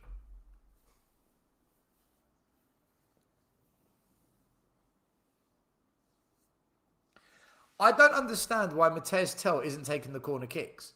Like, we saw last game from dead balls, Mateus Tell was actually good. His corners were decent. Why not let him take the corners? Because Tonali cost £100 million, he now takes the corners. That corner from Tonali was crap. As much as I don't rate Tell, I think his corners are better than Tonali's. Anyway.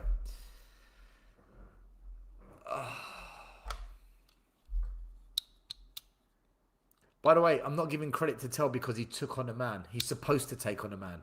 He's had 10 opportunities to take on a man. He's done it once. No, you don't get credit for that. Take on the man more consistently. Get some assists. Score some goals. I'll give you some credit. But when you've had 10 opportunities to take on the man and you do it once, I'm going to give him credit. What is this? Under 10s football. Well done, Tommy. Well done, Tommy. Good try. Come on, man. They're professional football players earning mega bucks. I need to see a bit more than that to give him credit. If you don't want to give him credit, by all means, do what you got to do. Do what you got to do, man. But for me, nah. You're a winger. Take on the man all the time. Here's Matthias Tell. And he goes backwards. Are we going to give him credit for that? Are we going to give Matthias Tell credit for passing it backwards there and not taking on the man? No, we're not. Of course not.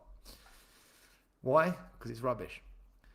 Bergvall is having a crap game as well, by the way. Bergvall and Gallagher have done nothing. Tonali's been decent, except for that corner kick. Robertson's not been any good. Van Heck's been fairly good. Gray, actually, the last 10 minutes has been better. Solanke has done nothing. Solanke has done absolutely nothing, but he's had no service. So, can I fairly blame Solanke when he's had no service? No, I can't. I can't criticise Solanke when he's had no service. Solomon's done well. I think Solomon, in fact, out of everyone on the pitch, I think Solomon's been our best player. Right. Solanke gets the ball. Squares it. Tonali out to Solomon. Solomon. Step over. Bergvall. Crosses the ball into the back post. Wasn't a good cross, but Tell's there. Tell loses possession of the ball. Should we give him credit for that? Are we going to give credit for that? Here's Tell now. Can he beat the man? Come on, Tell. Plays it forward. Nice pass. Oh, Ben Davies squares it across the goal and there's no one there. Where's Solanke? Isn't Solanke supposed to be there? Listen, Tell, nice pass forward. Ben Davies squares it across the goal. There's nobody there. Isn't that the job of Solanke?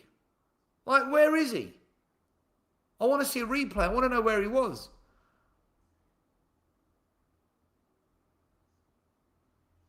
Oh, nice little flick from Bergvall there. In comes a cross. Cleared by Chelsea. The last 10 minutes, it's been all Tottenham. We've been the better team the last 10 minutes. Chelsea have completely been pushed back. Van Heck dinks the ball forward. It's a nice ball as well. Solanke gets beaten to the ball by the goalie, who done well to come out and punch it. I want to see a replay of that ball that got put across the box. Solomon to Archie Gray. Gray to Van Heck. Tonali plays it back to Ben Davies. Ben Davies is probably going to go to Van Heck. Yes, he does. Van Heck. Spurs, nice in the middle. Good play. But then Chelsea squeeze the game. They press us to beat us. Cole Palmer. Chelsea are through. They're in one-on-one. They've passed it. The offside flag's gone up. We got completely sliced open, but that's because they were offside. And I think they were offside. I think they were offside by quite a bit. Let's have a look at the replay. Oh, he's offside by about 2 meters. Yeah, he's way offside. Right, Matthias Tell on the wing. You're not going to believe what Matthias Tell's just done. He had a chance to... What's the point?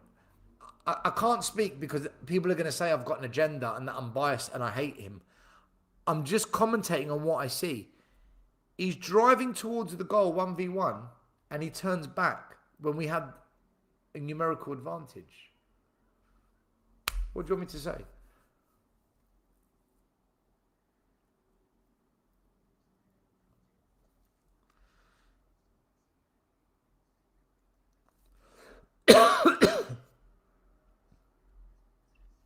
Do you know what? I'm not sure Solanke can read the game, you know that. I don't think he can read the game.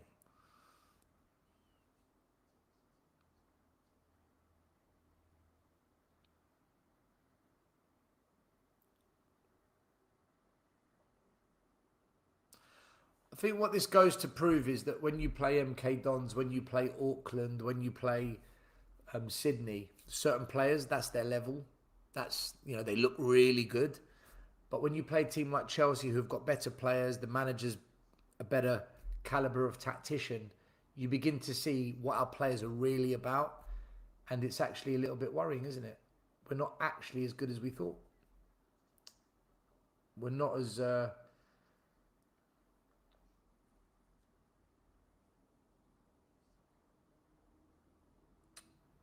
quality blessed as we may have thought. You know, the only player today that has been consistent throughout, who's, you know, been of a good-ish level, for me, has been Solomon and probably Tonali. I think. And there's a half-time whistle. It's 1-1.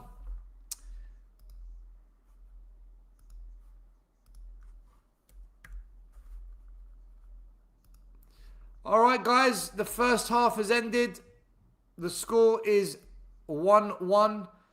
On the balance of play, that's probably a fair result. Chelsea were the better team the first 30 minutes. Tottenham improved towards the latter stages of the game. And Conor Gallagher, very lucky not to see a red card. He should have been sent off, to be fair. Conor Gallagher's not really had a good game. Bergvall's meh. Tell, for me, has been poor. Solanke's been non-existent, but he's not had the service. But again, he's not making the runs. Tonali's been all right. Van Heck's been pretty good. Kinski's had nothing to do other than that one save. Maybe he could have had a stronger hand on it. Robertson, poor defensively. He cost us 1 goal, could have cost us 2. Solomon's been good. I've been happy with Solomon. Archie Gray, to be fair to him, the second half of the first half, Archie Gray was actually okay. After a, you know, topsy-turvy start for him. Gallagher, crap. Yeah, it's not been as good as what we have seen in the previous 3 games, but I think that's just because of the opposition, and it shows.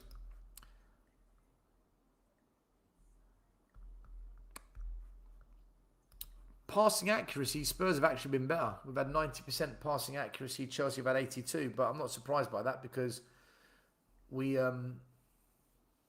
will have those kind of stats when De Zerbi's the manager.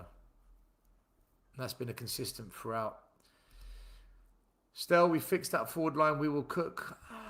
We're lacking creativity, mate. We're also lacking creativity. Football is good, but we don't have a front line to score goals. Yeah, which is why, for me, Gakpo doesn't solve anything. People are saying, oh, but look at Gakpo. Look in all competitions. No, look in the Premier League, because these are the teams we're going to play. It's the Chelseas we're going to play. 80,000 at the game. That's brilliant. That's a great turnout. The attack is useless once again. I think the creativity is pretty poor as well today, Scott. Solanke is a defender's dream. I said it earlier, all the technical ability is behind the front three. We show confidence, intent, good stuff. Do we? Not today. I like the way we keep the ball. Yep, we do keep the ball much better, which is why the passing accuracy is much better. Bring me on, Stel. All right, I'll send you a link. Come on for 10 minutes.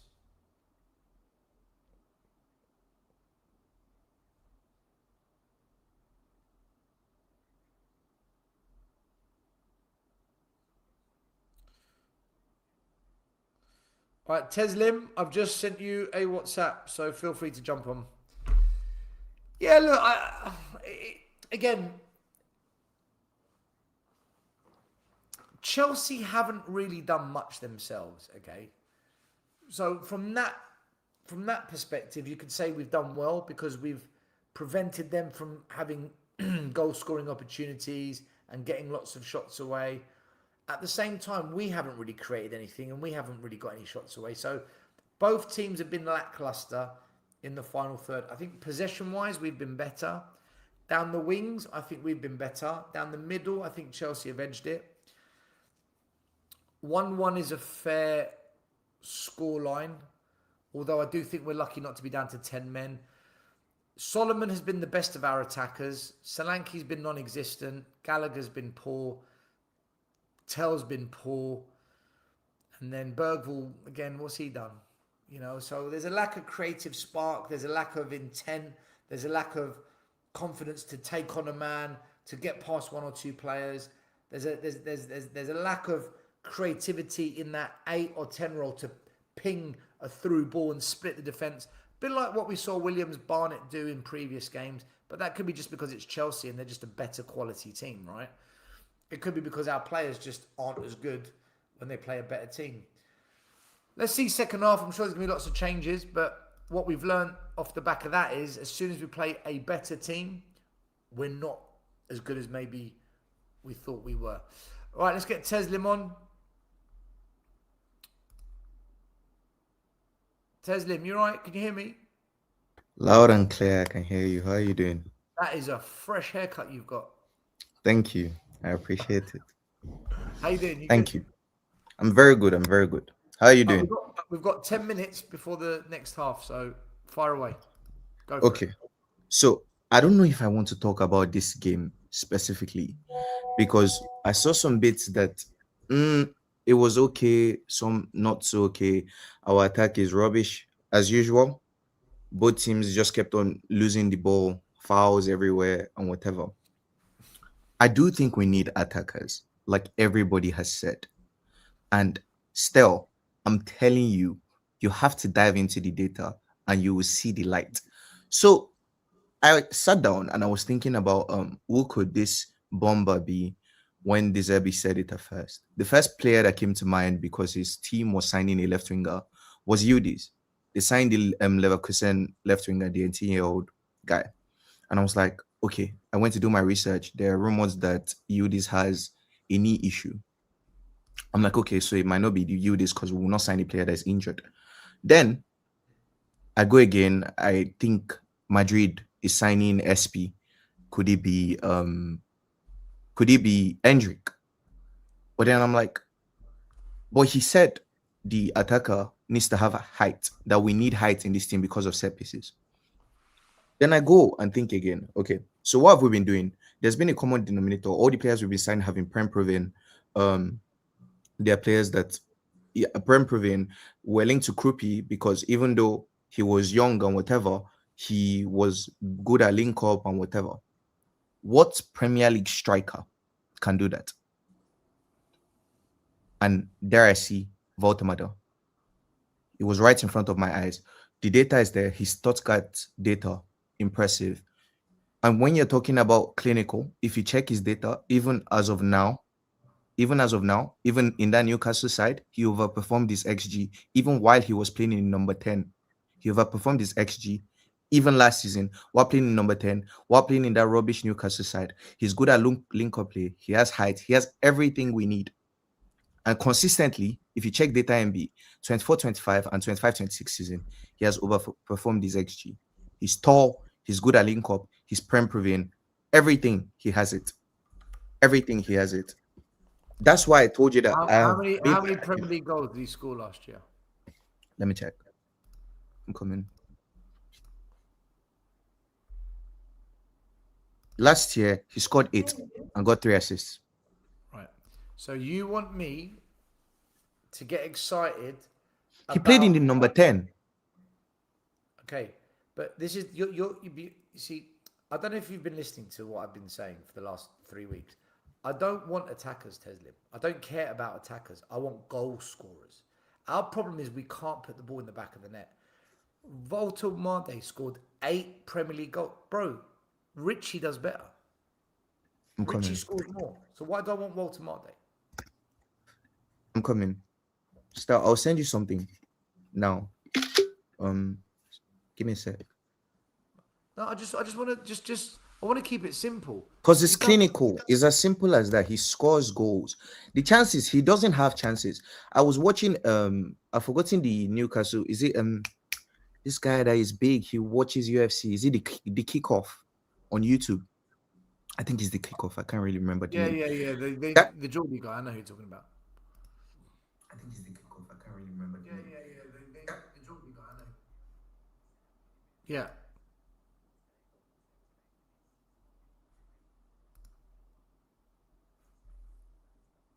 Teslim, are you there?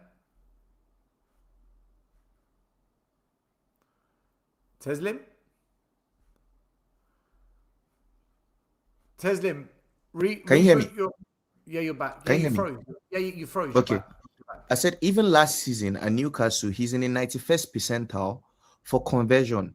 Check what I just sent to you on WhatsApp. Even last season at Newcastle, he scored like he's clinical. Even at Stuttgart, the same thing. At Stuttgart, at the data there, he was in the 95th percentile for goal conversion. he's clinical. He barely gets chances, but he scores goals when he does. That's what I'm telling you. And the data shows it there. Now, the striker market is dead. Right now is dead. Newcastle is having an exodus. They're selling everybody. This guy, you have to, like, if you can't find a proven goal scorer, like somebody that is doing it already, you have to find somebody. Bro, check the data. What are you saying? You're saying clinical, yet he scored 8 goals.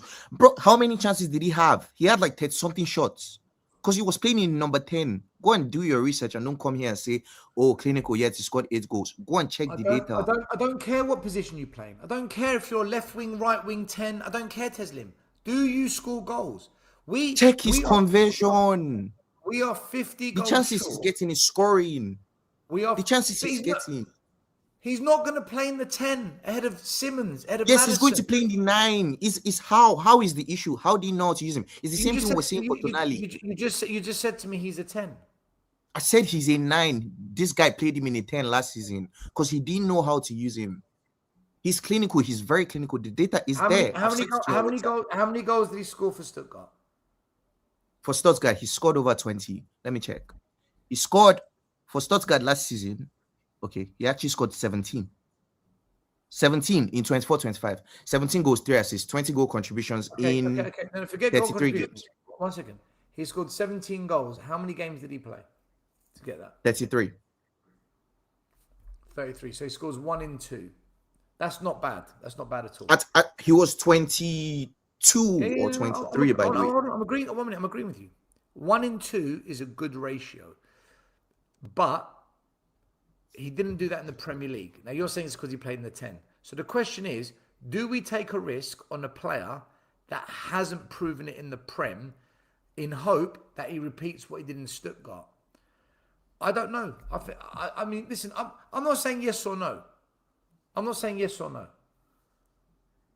I don't know. Still, you know the thing. You know what I'm going based on? I'm going based on that conversion percentage. Can I say something? You should. I will look at him. One thing I want to say though, whoever the striker is, one thing they've got to have as well is they've got to be able to press, because if they can't press, the whole tactic collapses. So I don't think he can do that. I think that's one weakness. I think that's one weakness. I don't think he presses.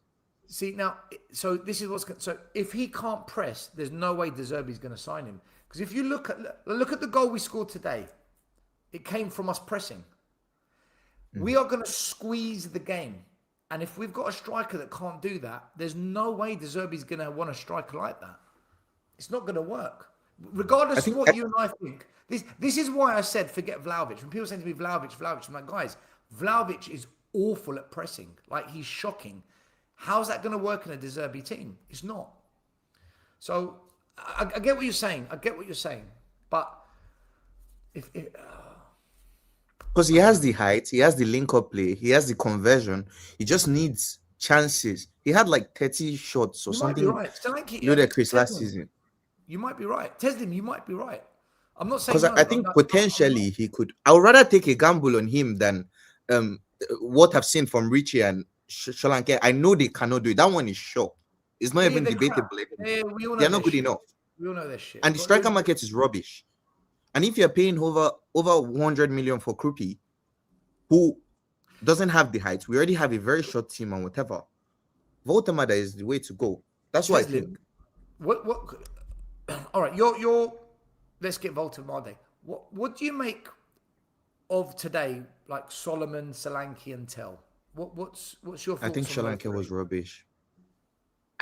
I saw you saying that he didn't get service. I don't even think, even the link-up play, I don't think he's very good at it. I genuinely don't think he's very good at it. Because if he was very good at it, I think our attackers will have more chances. Like, if you look at how, like, when we had Kane doing the link-up and everything, he comes, he creates chances for others. This guy just comes and gives 5-yard balls. And then when he's not in the box, when we get the ball to the box, Tresol is another one, by the way, that I was looking at ball. What about Tell? What about Tell? Mateus Tell? I think he looked better. But I still think we need better. I think he looked good. He tried to do things. He was getting past his man and whatever. But the end product is not there, like everybody says. Like everybody says, the end product. I felt today, Mateus Tell, he had 10 opportunities to take on a man. He did it once. I just felt all he did was pass backwards to Gallagher, pass backwards to Gallagher. And then the one mistake Chelsea made fell to Tell, and he smashed it 10 meters over the bar. Yeah, I saw that. So I'm watching Tell, and I'm thinking, what do you actually offer this team when you're playing against a decent opposition? Nothing. So I thought Solomon was the only. I thought Solomon was the only attacker that showed something. By the way, I've got to do the watch along. It's Teslim. I've got to start this. All right. No problem. If you want to come on after, you've got the link. Just jump on. All right, no problem. All right, brother. All right, you heard it there. Teslim is saying we should sign Voltemade. What do you think, guys? Check it out. Go and do your research. Big up, Teslim. Benji, you staying for the watch along? Yeah, man. If you're all right with that, sure. I've just got to change the layout. That's all. Stay there. Stay there. Yes, sir. I bless your heart for getting up and doing this. We had a late night last night, pal. Well, yeah, clearly I'm not very well, am I? All right, so add item.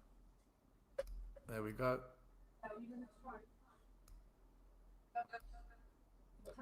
All right, guys, bear with me. I'm just trying to add Benji in because he wants to be part of the gang.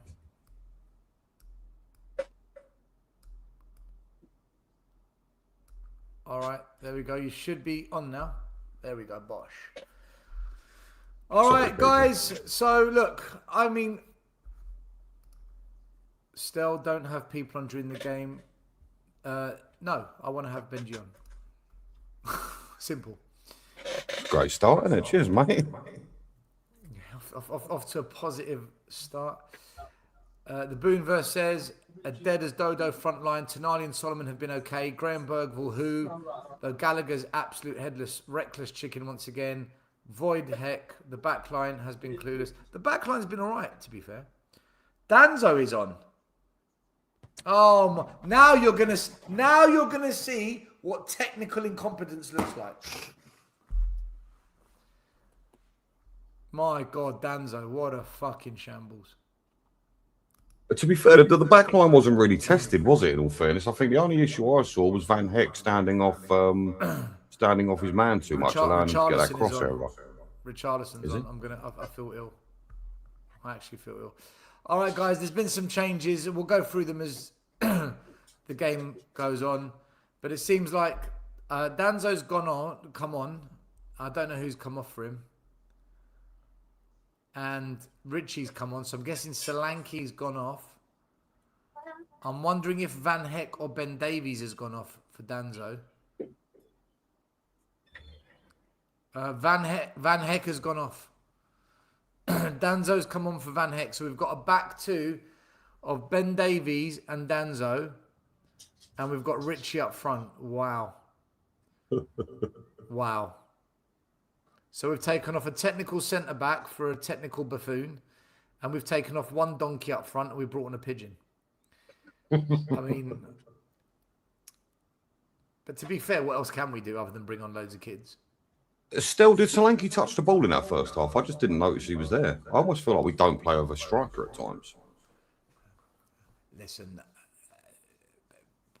people are going to defend Solanke and Richie till they're blue in the face. Others are just going to say it for what it is. They're just crap. You know, we've wasted 120 million pounds on Solanke. And listen, even Benji did nothing, man. He had that one little run and that was it. Otherwise, he missed a shot from the edge of the box. Blazed it over the bar. He had so many opportunities to take on a man. He didn't. His final third decision-making is absolutely shocking. I mean, when that shot came up, I thought it was the right decision to shoot, funny enough, but the lack of quality is just, it's scary. The thing is, Tell looks great when he's playing against Sydney FC because that's his level. That's the level of play he is. Yep. I feel the same way about Gray as well, funny enough. He made some questionable decisions in that first half. Gray got better as the game went on, but... Yeah, he did. Yeah, he did. He's not a right back. He's not a captain either. Well, would you say Tonali's had a bit of a mixed bag? I mean, I like the fact that he's always tried to make something happen. But he has had some wayward passes, hasn't he? I think Tonali is playing with players that aren't on his wavelength. Yep. Fair enough. I don't think these players are on Tonali's level. Long ball pumped forward, and it's headed back to the goalkeeper. 2 minutes gone, guys. And yeah, look, Daryl, spot on. Not one clutch player. Spot on. Absolutely spot on. Yeah, Gray did get better. That doesn't mean he's good. From the start he improved. Doesn't mean he's good.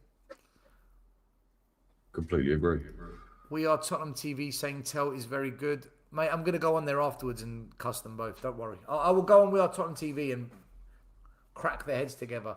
Oh, Danzo, there you go. Straight away. Are people going to... Red card. What did I say about this guy? What have I been telling you about this buffoon? He can't play technical football. Oh my God. Right now, I am a massage... No, I shouldn't get carried away like that.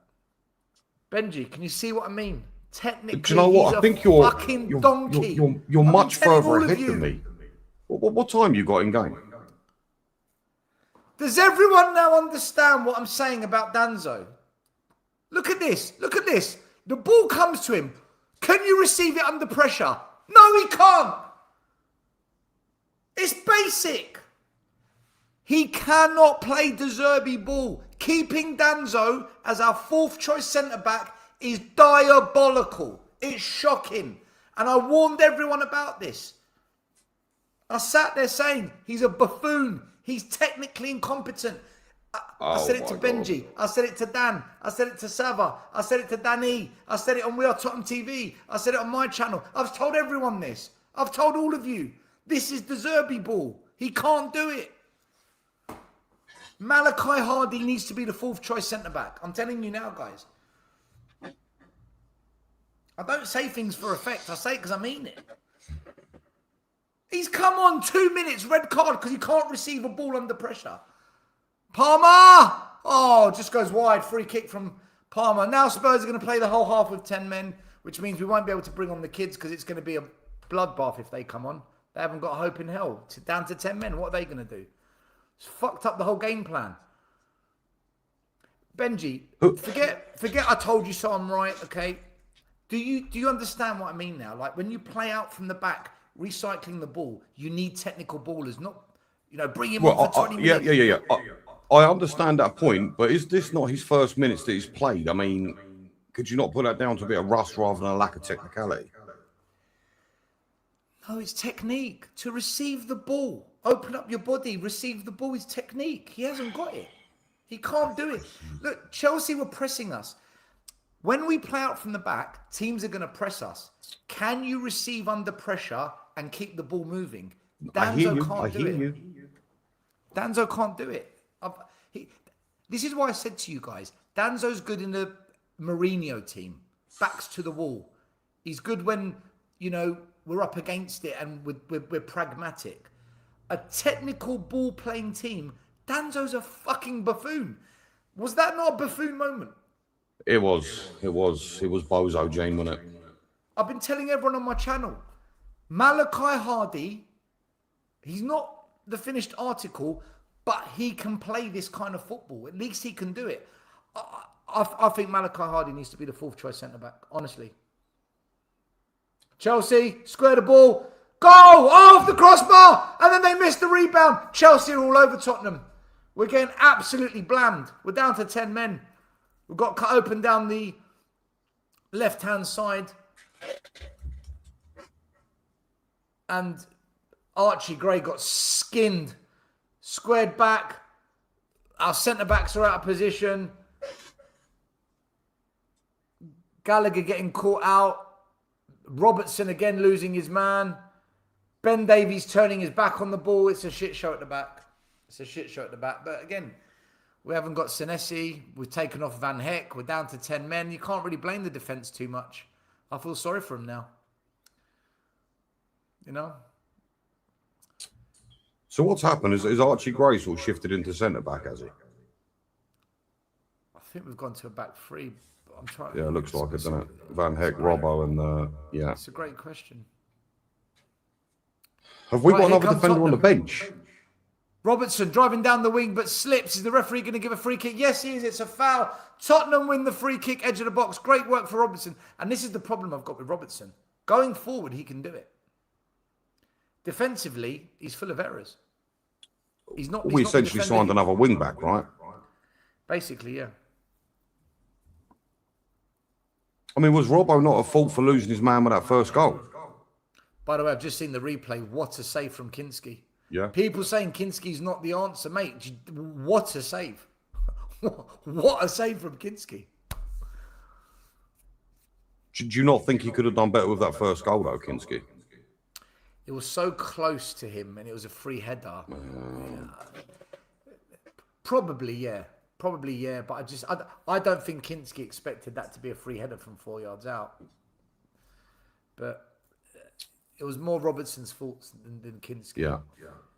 All right, in comes the corner, the free kick. It's a dangerous ball in. There's a header there. Ben Davies got his head onto the end of it, but then the referee's blown it's offside. So it's a free kick to Chelsea. It's such a shame now, because now we're down to 10 men. We can't judge anything, Benji. It's just... I know, mate. It ruins the game, doesn't it? It ruins the game. The replay, man. Danzo's fucking clueless, man. He's a...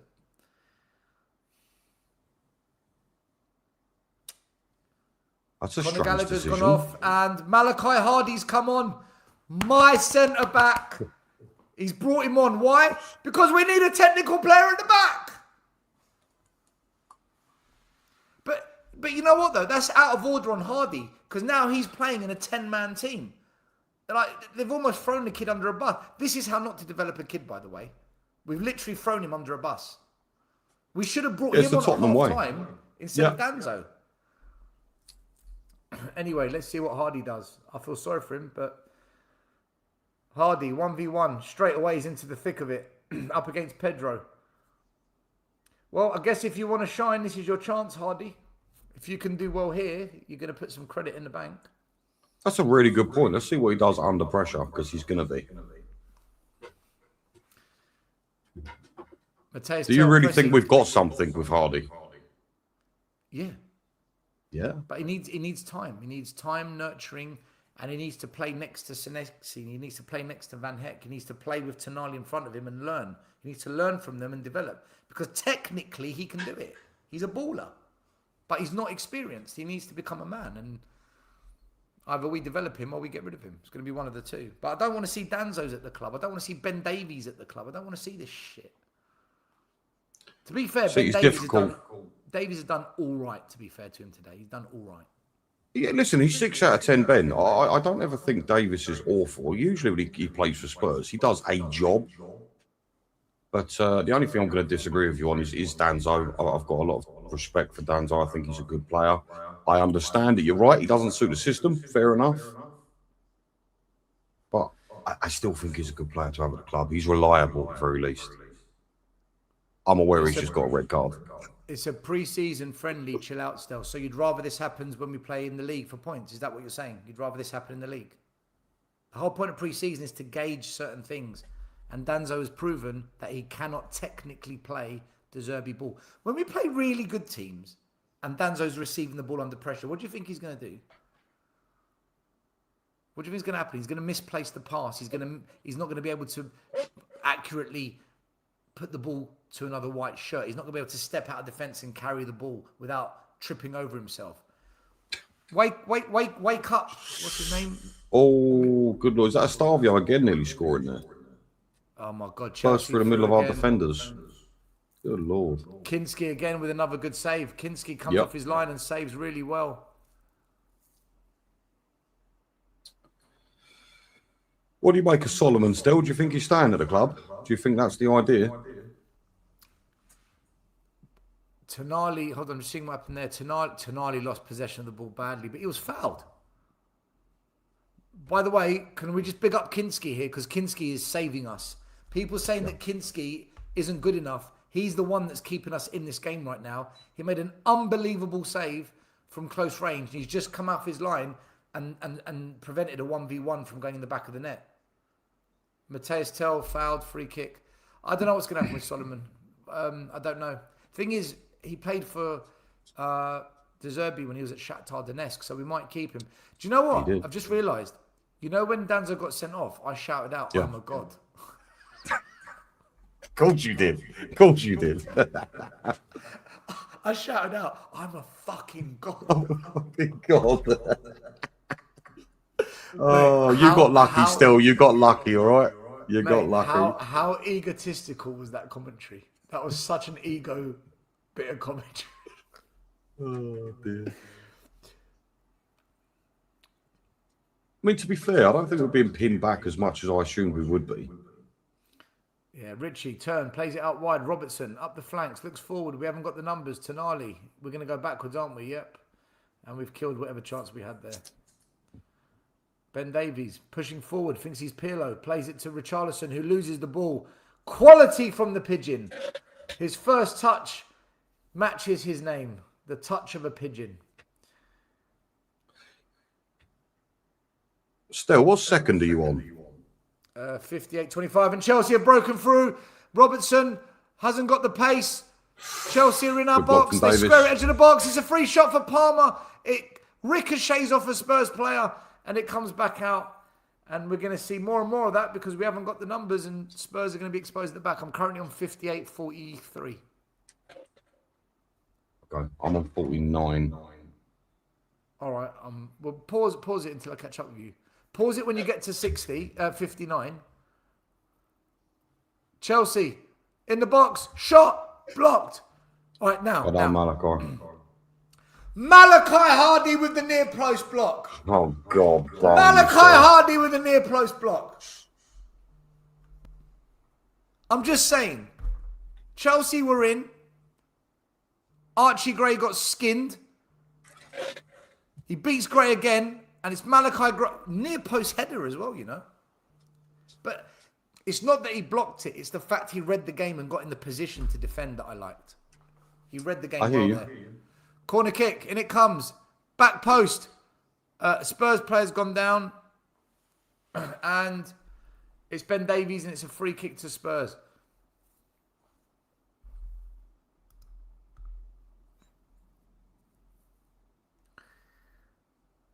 Mate, Archie Gray got skinned inside out just then.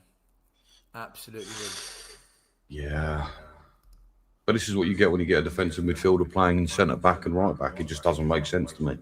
What do you mean chill out a bit? Why do I want to chill out? I've got emotion. I've got passion. I don't want to be boring. You need to unchill. It's so nice seeing how confident we Kinski. are playing around the back. So Kinski nice. beats the man at the back. Yeah. Well, when you've got the players to do it, it works, right? Bergvall with a terrible pass to Kinski. Puts Kinski under ridiculous pressure. Kinski then just about gets it out. What a shocking pass from Bergvall, man. What is he doing? Ben Davis, great interception to move us forward. Right, Mateus Tell. He's got a chance now to beat a man. No excuses. Take him on. 3 on Tell, 3. 1v1. Here comes Mateus Tell. What's he going to do? He passed it to Richie. Richie lays it off. And it's an all right shot. At least we got a shot away. It's better than nothing. At least it came to something. Do you know what? That's probably the best we're going to be able to do is get the ball to the edge of the box. Quick breaks, yeah, for sure. And to be fair, it was Ben Davis, 10 out of 10 Davis, that started that. Made a great interception, charged up the field a bit. Can I say that pass from Bergvall to Kinski was suicidal. Absolutely ridiculous. He's blasted it at Kinski. I think Gallagher's had a good game so far, if I'm honest. I think he plays so much better deeper. I'm not sure why he's been played at Cam so much. Really? I thought Gallagher was Yeah. Oh, I think it's the first half. I thought Gallagher was quite good, aside from the, the kill attempt.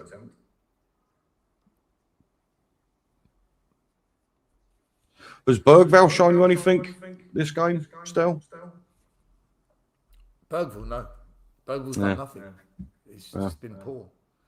Listen, the only player that's actually, for me, shown something this game is Solomon. And Kinski, I have to say, the second half, Kinski's done really well. Malachi Hardy, he's only been on the pitch 10 minutes. Tonali's been good, but everyone around him's not that great.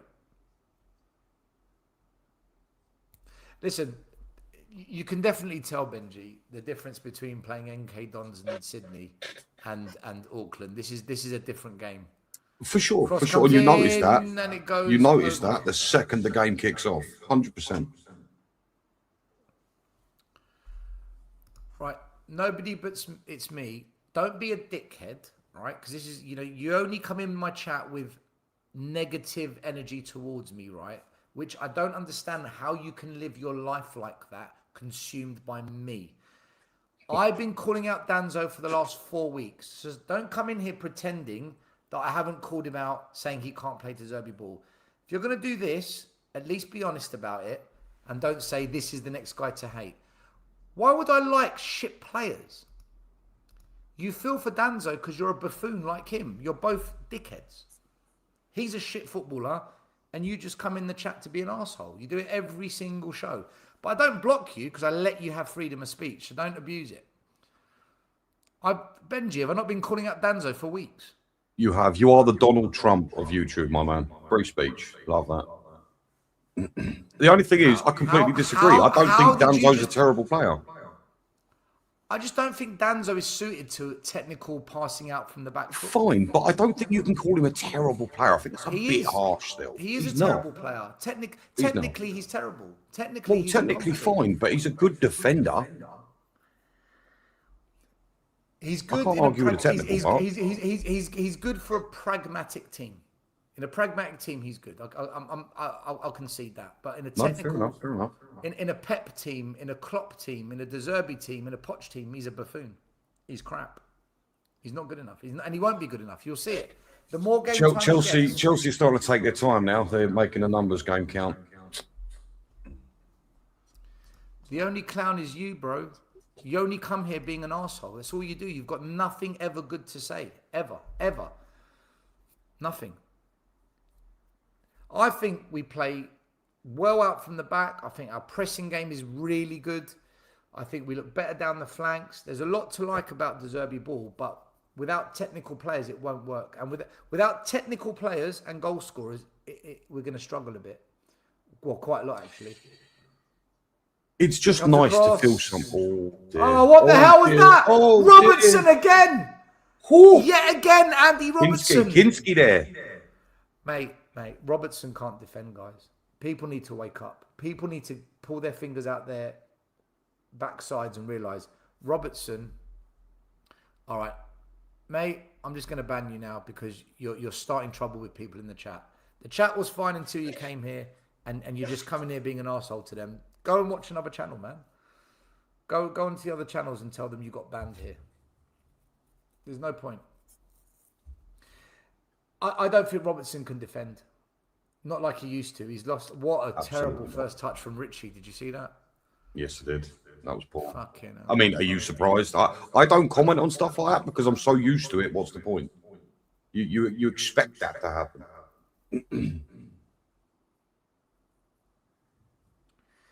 Yeah, the donkeys we've got up front, it's hard to watch. It is.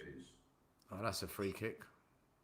Ben Davies has brought down the player. Yeah, look, I did a video talking about Robertson, how my concern is that defensively, I mean, look at that. He literally set up the striker. That was shocking from Robertson. That's a great save from Kinski, though. It is, but he shouldn't be put in that position. I did a video saying how Robertson, because everyone was praising, what a signing, he's a winner, he's a leader. And I said, guys, defensively, he's not the player that he once was. Defensively, he's poor. And he's been poor for a number of years at Liverpool. And Mikey Moore was just replaced Solomon there. Solomon looks to be bleeding. We brought on Mikey Moore. I would have brought on Williams Barnett. He's not in the match day squad, mate. But by the way, in the chat, I ban nobody, it's me. I don't mind if he wants to come for me, but it's all he does. And even then, I'm okay with it. But when he's going to start arguing with the chat and turn the chat toxic, I don't want it. I don't. You can all disagree with each other. Just don't go toxic and start wars and stuff. Because it just kills the chat. Yeah, Wayne, I'll make you a mod now, mate. Just give me 1 second. Give me 1 second. Do you know, everything was going smooth until Benji came. Benji comes, Danzo gets a red, Spurs go down to 10 men, people in the chat are causing trouble. Mate, it's your fault again. Fire starter, mate. What do you want? What do you want? Shoot me. Prodigy, innit? Right, let's make Wayne a mod. Let's make you a quick mod.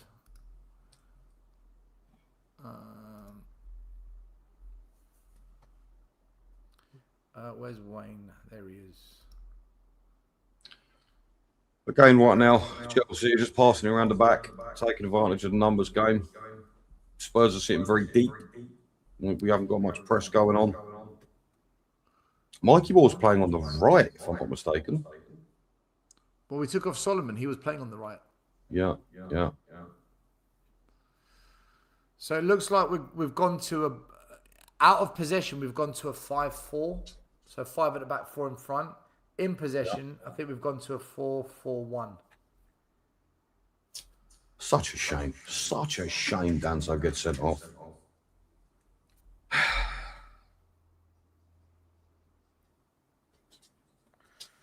Listen, I would bring on Barnett for the last 20 minutes and just say, go at him, see if something can happen. I don't think he's in the match day squad, mate. I don't think he's in the match day No, squad. he is. I got it. I didn't think, I got it wrong. I thought he wasn't, but he is. Do you think Alonso will succeed at Chelsea still?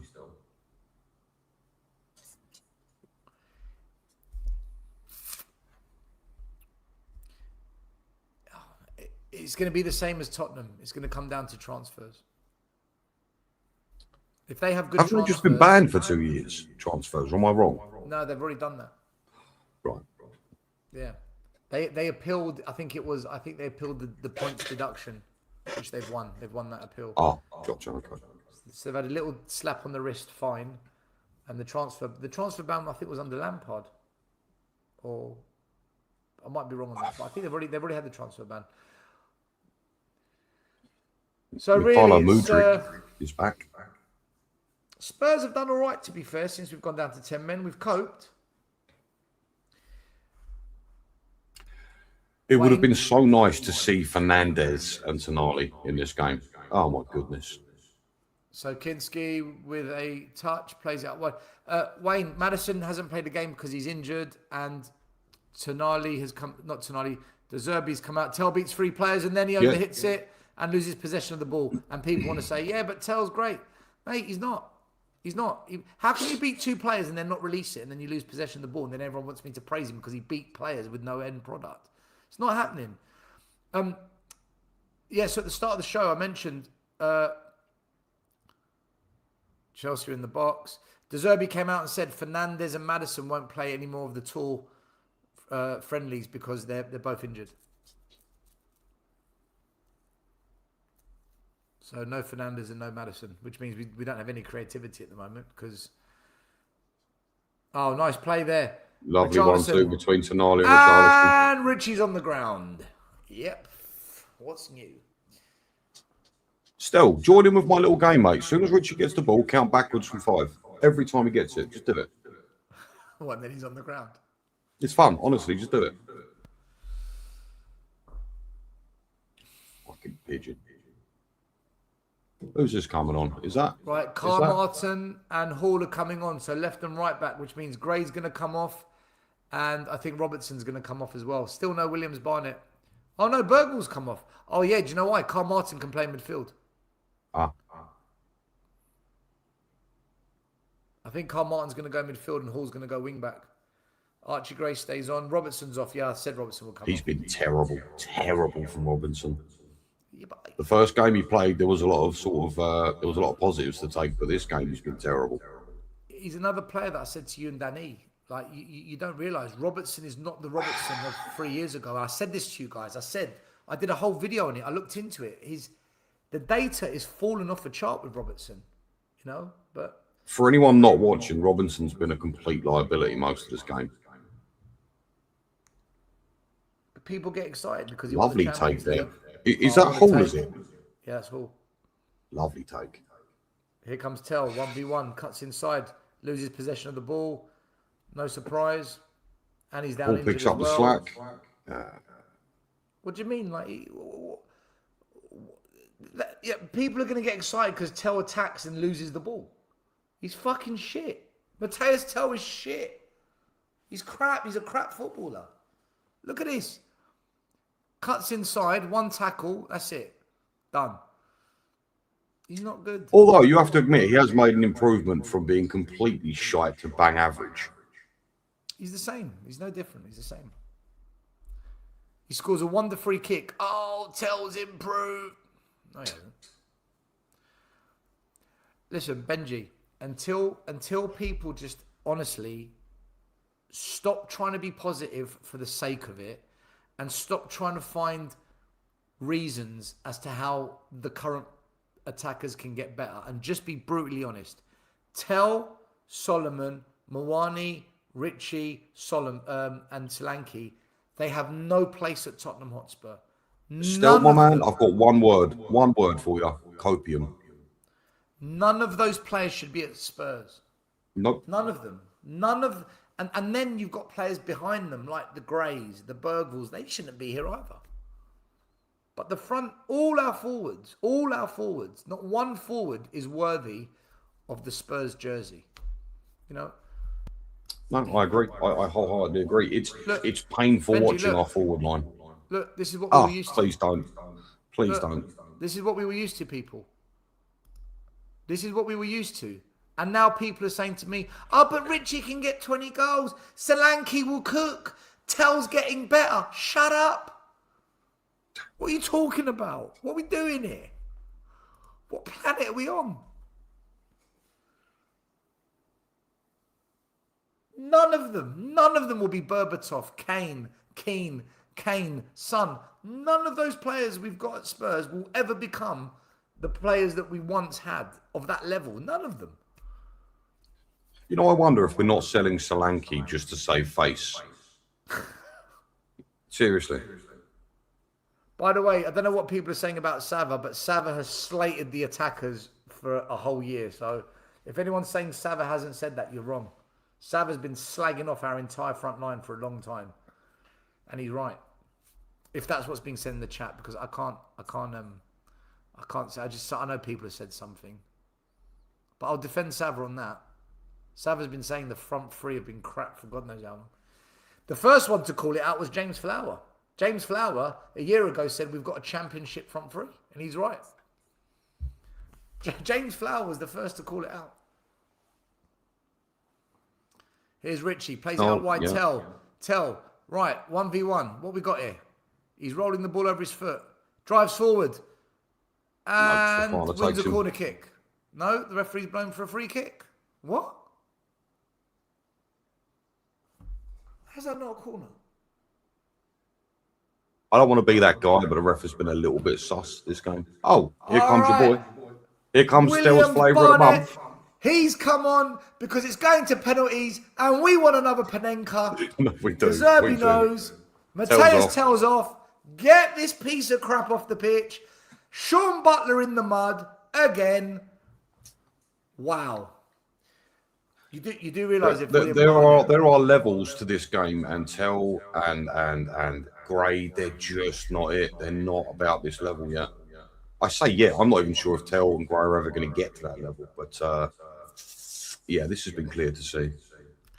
Ricky, Sava never said Savio, Tell and Odebert are world class. He never, ever, ever said that. What are you talking about, mate? You're trolling. 7, thank you for the super chat. Championship front three. That's generous. Yeah, well, maybe it is generous. Who knows? I think championship's about right. There was a good bit of hold-up play there, to be fair, by Richarlison. Guys, can you stop slagging Sava off in the chat? Just watch the game. Let's talk about the team. Let's talk about Spurs. Let's talk about our problems. You're not going off on one about Sava. What for? Leave the guy alone. He's not here to defend himself. Give him a break. Fucking hell. Mate, people get so emotional over YouTube content creators. It's like, it's mad. They're obsessed. I get it as well. I get people that come in just to fucking shit on me because that's their life. It's like, surely there's more to your life than that. Go Go have a wank or have a beer. Watch some porn. Go shag your missus or something. Do something. Still, enjoy it, mate. It's the Mayweather effect, I like to call it. People will watch to hate. But they're Right, still William watching. Barnett, can he do better? Let's see. He goes backwards as well. The ball comes back to Barnett. He goes backwards. And he gives away the ball. Ben Davies got skinned. And that's a foul from Ben Davies. And the referee's going to pull it back. He's probably going to book him. Yep. That was a foul. Don't know what Ben Davies is moaning about. You fucking brought him down, mate. Stop moaning. They want another red. Shut up, red card. These Chelsea boys, man. They're trying it. They've been moaning the whole game. It can't be. Was that really a foul? He got the ball. Yeah, but even if he didn't, Malachi Hardy was. Oh, let's see a replay again. Let's see a replay He again. got the ball to me. You might be right. You might be right. I don't even know if that's a free kick. Well, Chelsea have got a free kick in a dangerous area. They're probably going to swing this one in, I'd imagine.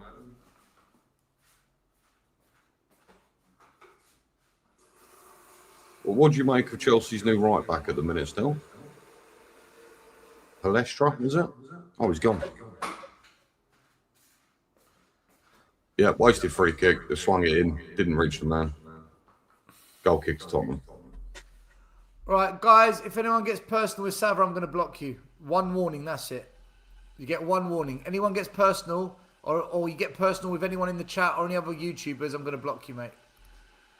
Don't do that. Looks like Chelsea are making wholesale changes. I'm seeing about 15 players on the touchline waiting to come on. Yep, Chelsea bring on all the penalty takers. Here they come. Yeah. Pedro's going off. He's a good player, Pedro. I'd have loved him at Spurs. Still, maybe you'd notice, why have none of the players got their names on the back, mate? Am I missing something here? Is that just a friendly thing, or...? I've got no idea.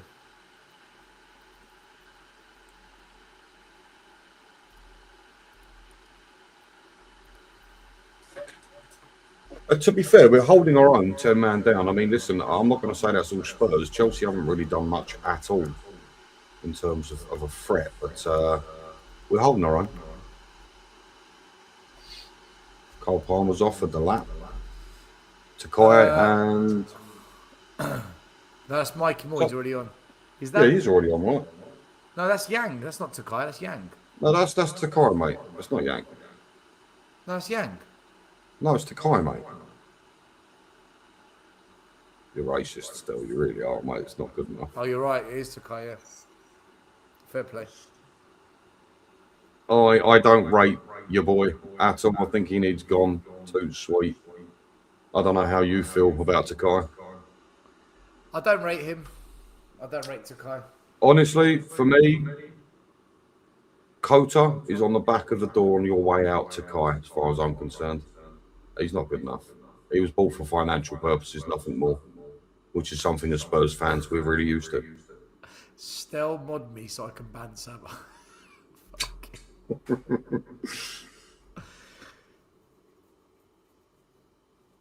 All right, Spurs push up the pitch. Chelsea made a lot of changes. Maybe there's a little sniff of an opportunity here for Tottenham Hotspur now. Scott loves calling everything racist. No, he doesn't. Can't agree with the tell hate. Well, I can't help you then, Lombi. He's been okay today. He's been crap today. And I think he has the potential, more great potential. Just like Spence, he'll have to do so without the support of most fans. Mate, you win over the support of fans by showing you're actually a good player. Tell's not a good player. By performing. Yeah, for sure. I don't doubt I don't doubt Tell's effort. It's 10 out of 10 most of the time. But he's just got no quality. His final third decision making is absolutely shocking. I'd say the only thing he's got in the locker is good set pieces. And again, I'm not even talking about that goal. He genuinely can get the ball in dangerous areas most times. Oh, fantastic pass for Chelsea. They're in. But Spurs have got players back. No, and the ball's bouncing off Spurs players, and Chelsea somehow win it back. Spurs done well to recover there. We had a lot of players they that did. were out of That was position. some pass though. Still, did you see who made that pass? I think it's that Palestra guy again. That was some pass, mate. Donnelly's on for Tottenham now. I've just seen Donnelly. He's on the pitch. So all the youngsters have come on for Spurs, it seems. Mate, passes in the opposition half. This half. Chelsea 102, Spurs 30. Final third passes. We've had 9. They've had 20. Mate, Danzo's basically fucked the game. Yeah. He's absolutely fucked the game.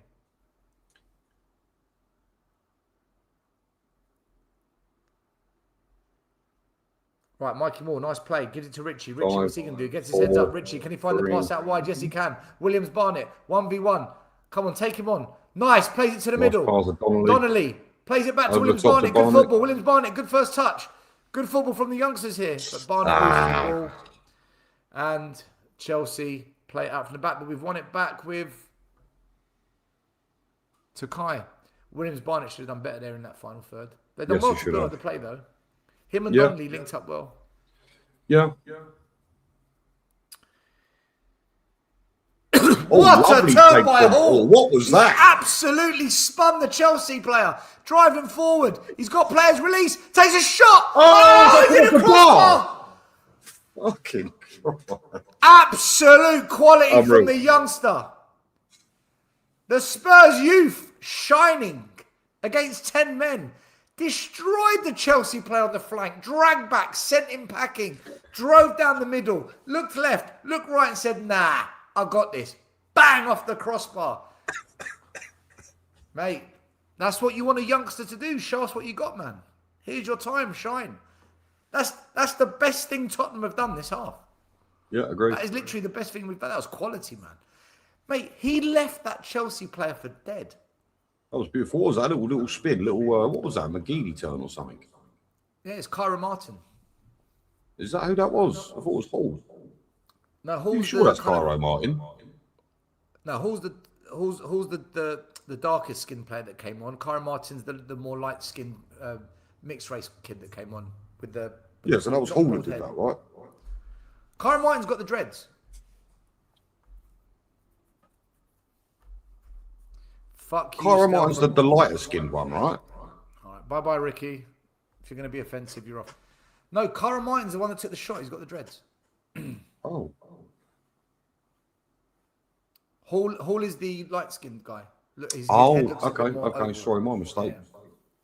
Yeah. We've got 2 Halls. We've got Ty Hall. We've got Tyrese Hall, and then Kyra Martin's. Tell me something still. How do you feel about Kinski going into this season? Because I know Danny is not a fan. I think you lot have all lost the plot, man. He's saved us today. Kinski is ready to be given a full season as number 1 to see if he can do it or not. He's ready to be given a proper chance, and he will. He deserves it. I think Kinski's going to do well. No, but you must admit there are elements of risk there. And what Dan says is spot on. In all fairness, he does say you can go and get a top draw keeper for 30, 40 million from Roma. Why haven't we? So I kind of get it. You want a more established keeper. I get that. But I like Kinski. I'd be lying if I said I didn't. Mate, Kinski's a good goalkeeper. Playing out from the back, he's been flawless today. Even down to 10 men under pressure. Shot stopping. He's made 2 massive saves for us today. Kinski is good enough to be the number 1 for at least a year or 2. Now, is he good enough to win us a league title? I don't know. But this team isn't good enough to win a league title. So let's... It's true. It's very true. Let's listen, I'm a fan of Kinski. I'm prepared to give him a chance. I think I don't see him as being rubbish or... And also, he's good coming off his line for corners and stuff. He is. Maybe this is going too far, but is he the best? Oh, well played. Williams Barnett wins the ball, drives forward. He's got no support, though. There's no one up there with him. He still goes forward, and he's lost the ball. He had no support. He should have just tracked back.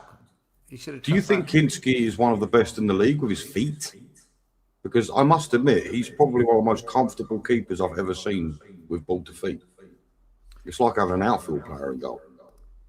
Very comfortable.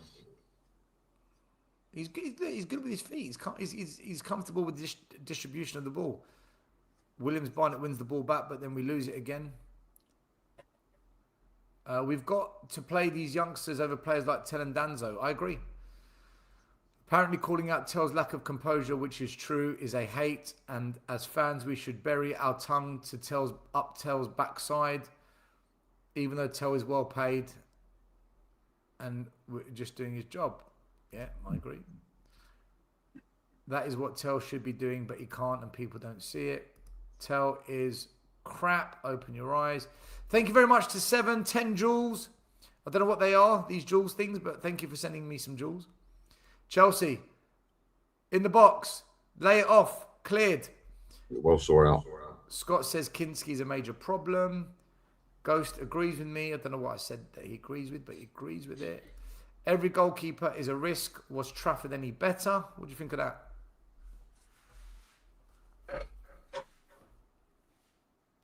Hold on. Sorry. Chelsea have camped up outside our box. They need to remove player quotas. We need a striker more than a keeper. I agree. There is risk everywhere in football. And now a gold coin. 10 jewels gold coin. 7, thank you for sending these things, but I don't know what they are. Still, do you not know what a gold coin is? Are you serious? That's £1,000, mate. Don't be so silly. I'm dead serious, mate. Nice try. Nice try. Kinski's a pile of crap. Scott, I disagree. The Spurs 5, which doesn't exist anymore, so this is a fake account, saying that Kinski is good. Chelsea are wide, looking to get in. Lovely cross in, header. And it goes out Wide. for a corner kick. Chelsea haven't done anything, man, with the advantage. Nothing. They've not taken advantage at all. At all. It's been poor. Press F. No, don't press F.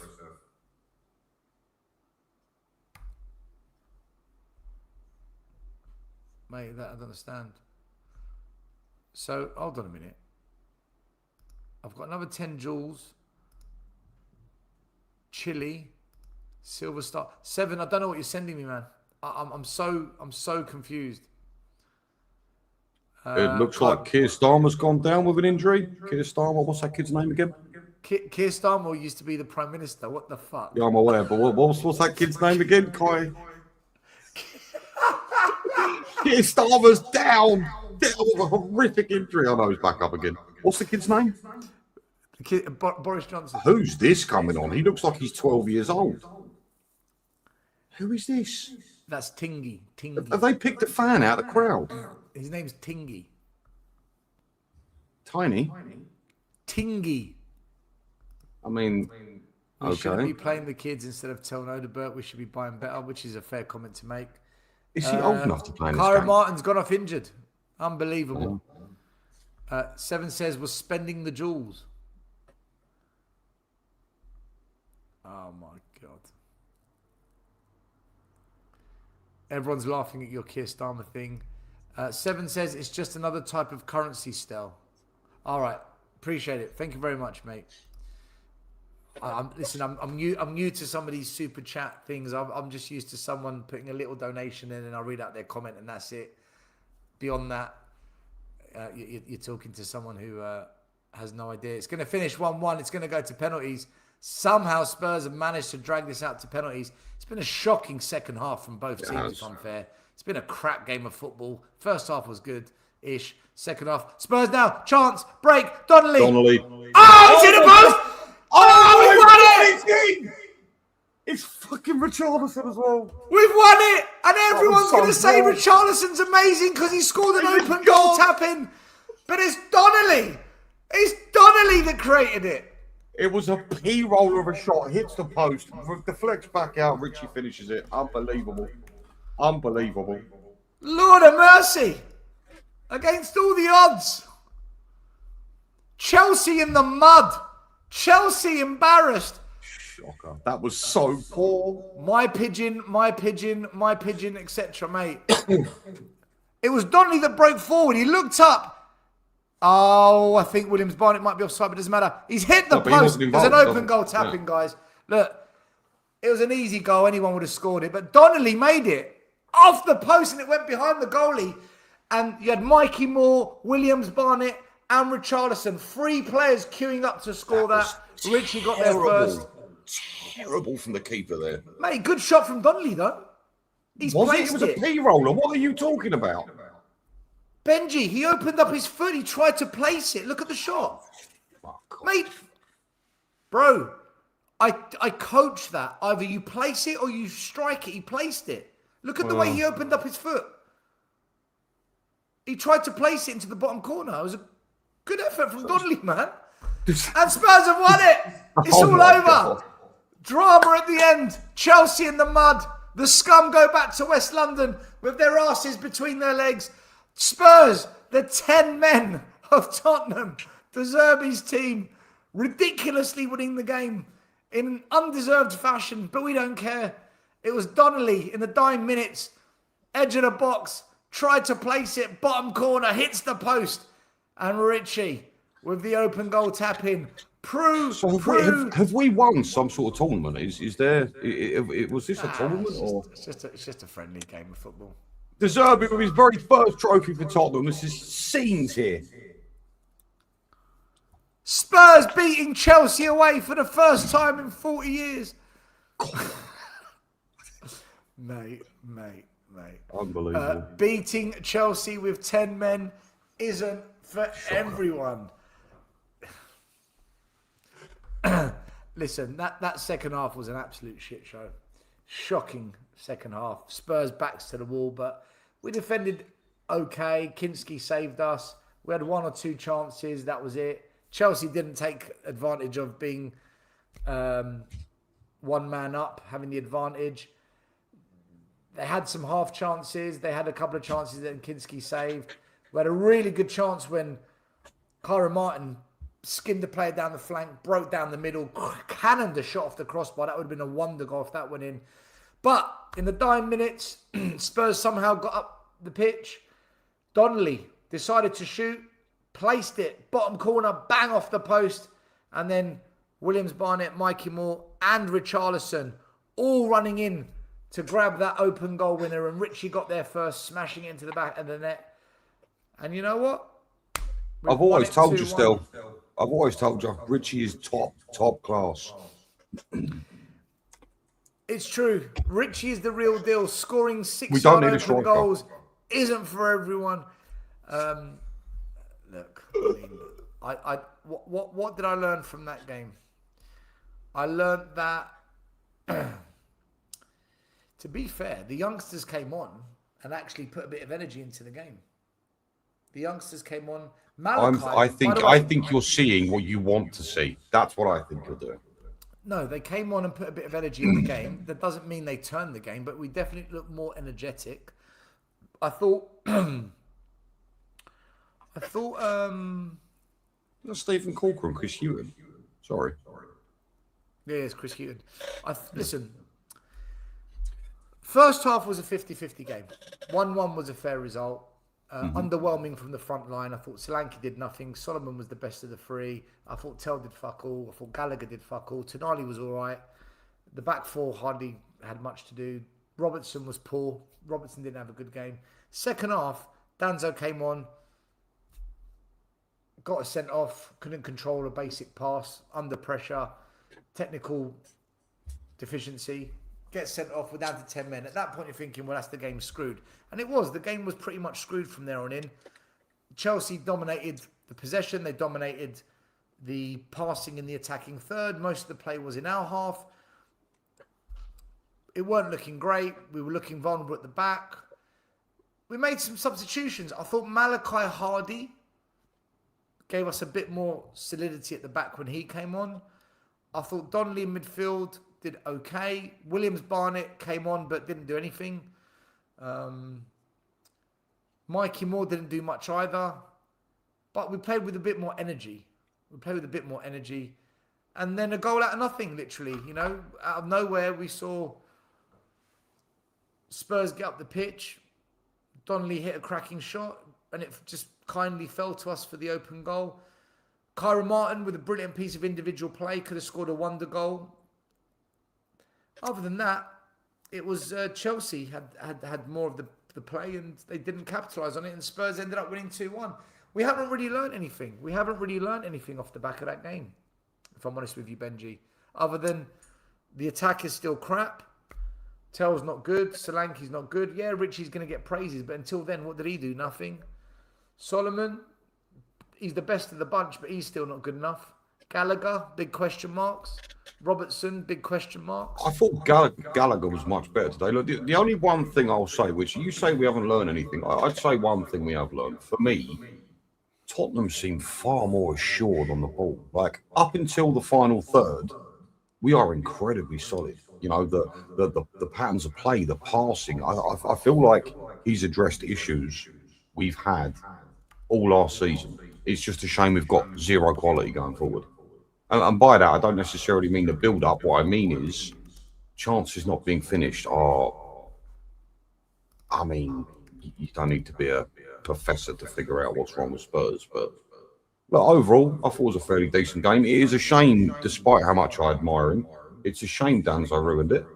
But look, listen, the only thing is I'm not sure whether that was Tottenham being good or Chelsea being poor. What would you say? Because for me, I don't feel like Chelsea took advantage of that 10-man. I really don't. We lack creativity. They didn't. We lack creativity without Kudus, Simmons, and Maddison. We really lack creativity. Sure. And then up front, we're just shit. We're no good. But the positives are you can see the direction De Zerbi's taken us, right? Benji, we scored a deflected goal and an open goal. For sure. Yeah, I get that. I get that. The last game we had to take it to penalties. We're not good up front. We're just not. You know, Tell today again showed he's shit. Solanke showed he's shit.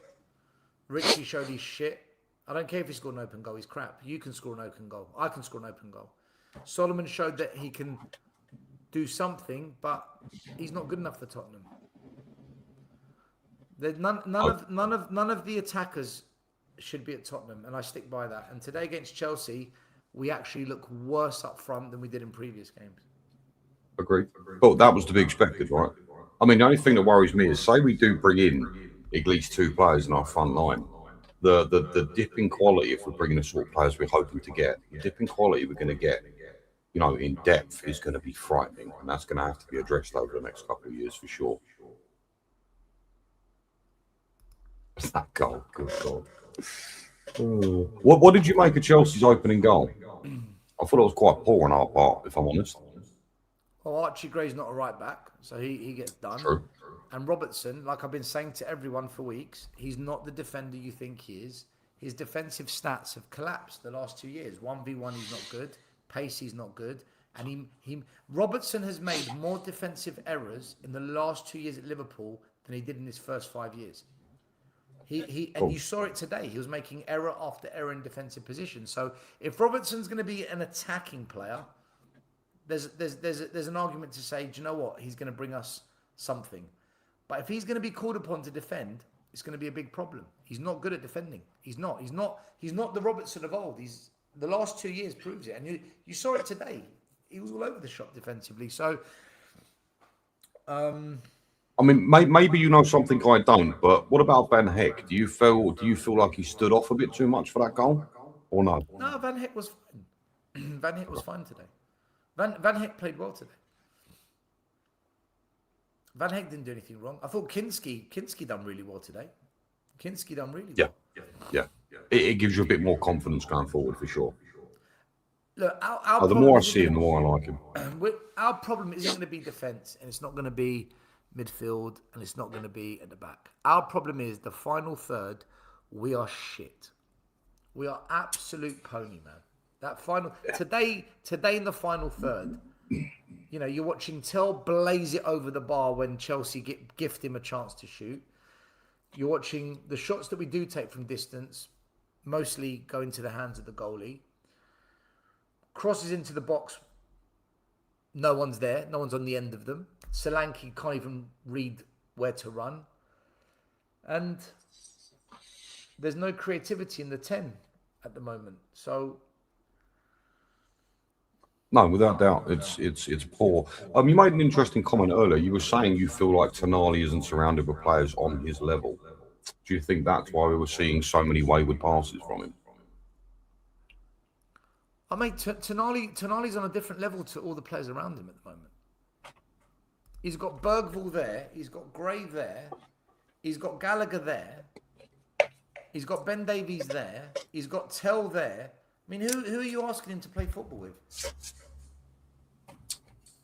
Tonali. So tell me something. Tonali needs to play with Van Heck and Senesi there, with Fernandez and Maddison there. Then you'll see Tonali, right? At the moment, he's playing with a cocktail of Donkeys and pigeons? Of cheap shots that you get from some bar in Magaluf. Yeah, it's overwhelming how poor our front line is, truly. It's hard to watch at times, it really is. But I mean, are you confident we're going to bring people in? Why don't you talk about the time Tell got past 4 players? And what did Because he do? there was no end product, mate. And what did he do when he got past 4? Was there an assist? No. Was there a go? No. So this is what we do at Tottenham, and people like Billy facilitate the failure of Tottenham Hotspur. You facilitate the failure. You want me to praise the one thing he did well when 95% of what he did was not good enough. Is that what we're going to do? We're going to focus on the 5% and ignore the 95%. That's like saying Tottenham lost 15 games and won 1. Let's talk about that game we won. Why? We lost 15. Why? You know, and this is why Spurs, we're never going to change as a fan base or as a club until we actually focus on the majority of what is going on. And the majority of what is going on is we pass better, we press better, we look better out from the back, we've got good work rate, but we are shit up front. We're just shit up front. The majority of our problems are up front. The majority of our problems are all up front. Still, I won't lie to you, the longer it goes, and to be fair, Sav's just mentioned we've got 3 weeks left to get players in. Where do you stand? I'm starting to panic a little bit. I am confident I don't know what to say half the time because, look, listen, we're desperate for a front line. If you can't see that, there's something very wrong with your eyes. The board must see it. De Zerbi knows it. You know, surely we get in a better front line. I mean, the thing is, like, people are saying to me, you know, we need at least 2. I don't think we need 2. I think we need at least 3 new forward line players because can you rely on Kudus? I don't know. You know, you've sort of got to hold up for injuries. For me, I think bare minimum we need 3 going forward. And I'm not sure if we're going to bring that amount of forward line players in, to be honest. It's something I'm very concerned with.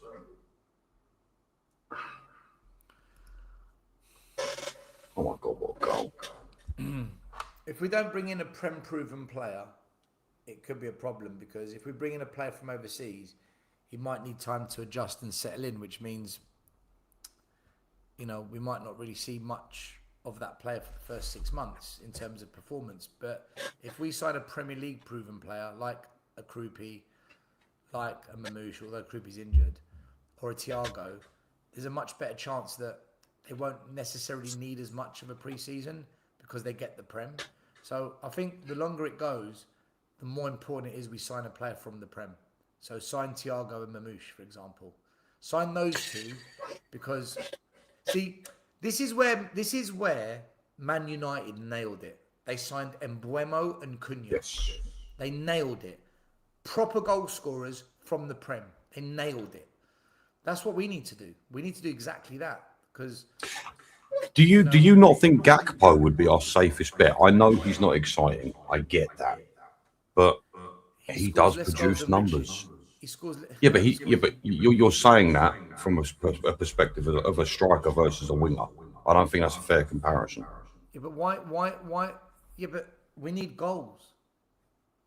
We need goals. Yeah, but do you not think Gakpo offers that from the wing? No, look.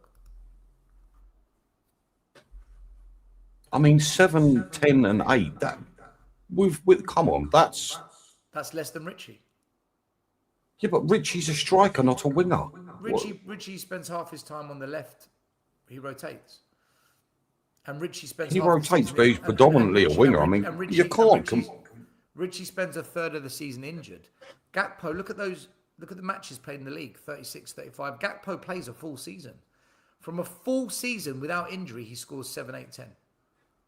So, no. I mean, Liverpool had a terrible season last season and he still gets double GA. I mean... And when Liverpool won the league, he got 10. So what? Forget GA, Richie, so Benji, forget the assists because we haven't got players to assist. Look at the Champions League. 11 games, 2 goals. So when he's up against good teams, he's not good enough. You know, whether you like it or hate it, he is significantly better. What are we doing here? He's significantly better than what we've got. Listen, and whether you like it or not, those numbers are better than anything else we've got on the wing. No, they're not better than Richie. But he's a striker. Mate, we need goal scorers. We're creating excuses. Oh, but he's a left winger. He doesn't score enough goals. We need goal scorers. Spurs need goal scorers. We are 50 goals short of where we need to be. I'm telling you, we're 50 goals short.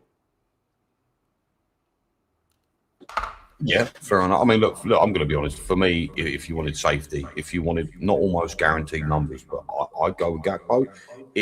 It wouldn't be my first choice without doubt. But if you're talking about proven players that will consistently produce some sort of numbers, for me, Gakpo all day long. And I know Liverpool fans get frustrated with him, but as you can see with those stats, whether some of them are a bit low here and there, he still produces numbers, and it's better than what we've got.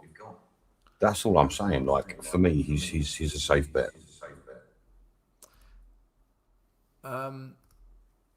Listen, if you said to me Gakpo or Tell, Gakpo. I'll take Gakpo over Tell. I'll take most players over Tell. Gakpo over Kudus? No, not over Kudus. No chance. Why? Mohamed Kudus is he's a great player. But he doesn't consistently produce the numbers like Gakpo. He's never fit enough though. Well, yeah, there is that. By the way, Phil, all I hear is negative straight away all the time. Yeah, but this is because you're the type of fan that clings on to fake positives, and then when we finish 17th, you cry. When we try and warn you, but we can't warn you because then you call it negative. And then when we finish 17th again because we warn you, you cry again because you didn't want to hear us tell you the truth. So if we have an honest conversation, you just call it negative, and why aren't we talking about the positives? There's nothing positive about finishing 17th twice in a row. There is nothing positive about having a dog shit attack. We can't do this. We can't keep doing this.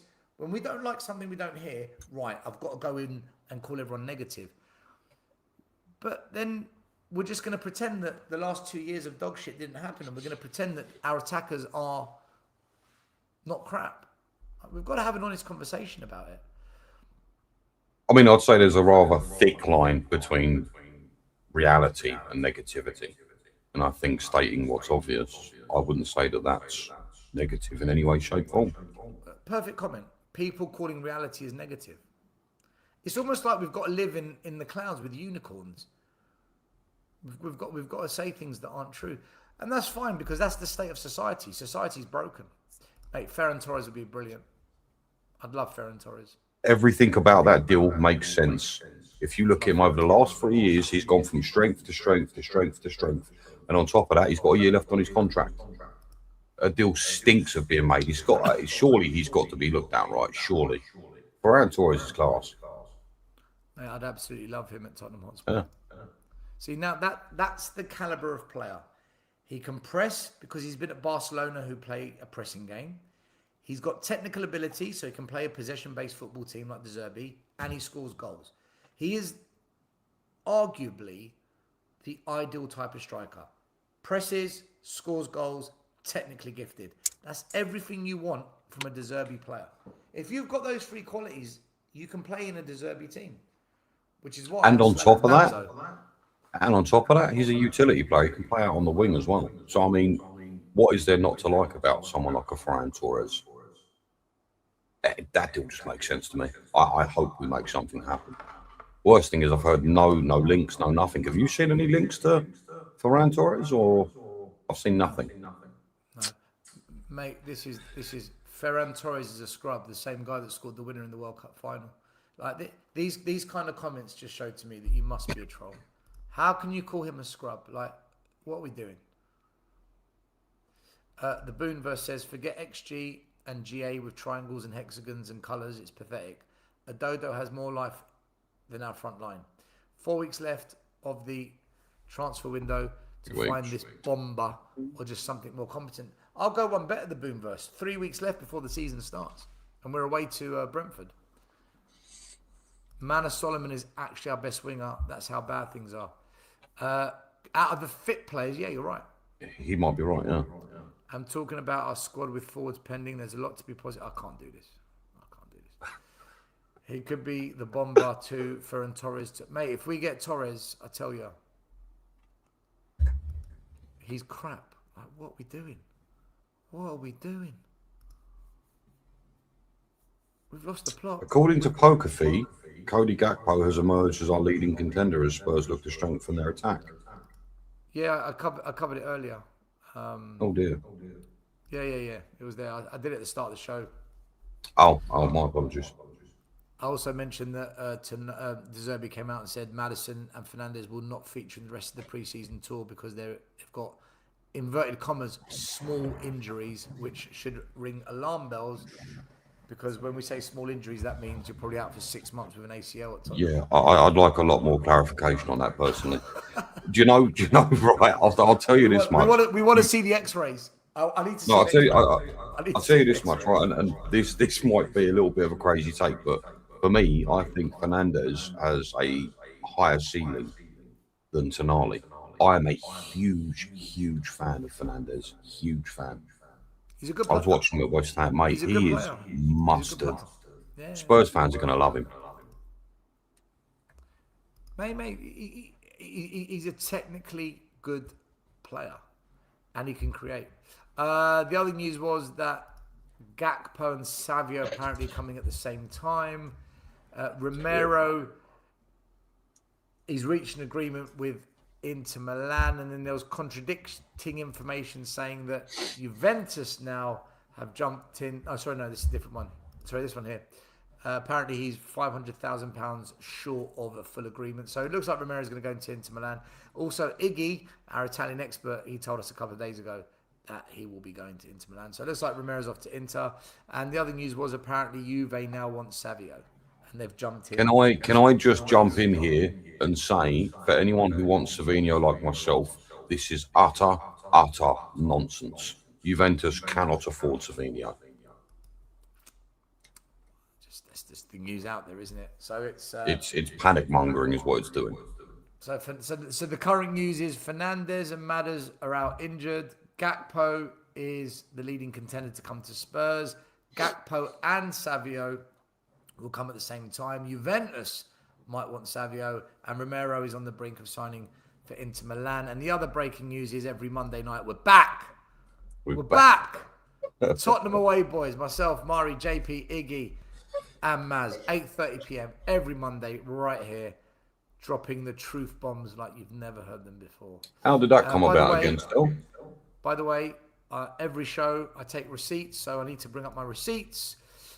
Jordan, you said Tell's going to get a double today. Give your head a wobble and enjoy that education I gave you. He's shit, and your comment has been recorded. I've got other comments that people have said that I'm going to bring up at the end of the season, such as one person who's told me Richarlison is going to score 20 Premier League goals. I can't wait to bring that one up. But hey, we have the receipts. We have Sorry, a who said Richarlison's going to score 20 goals? I'll tell you his name right now. His name is Kento V Wagons 114. Still, I disagree with you. Logic tells me Richie will get 20 goals this season. You heard it here first. I'll take the screenshot of that one as well. You know, Tell's going to get 2 today. Yeah,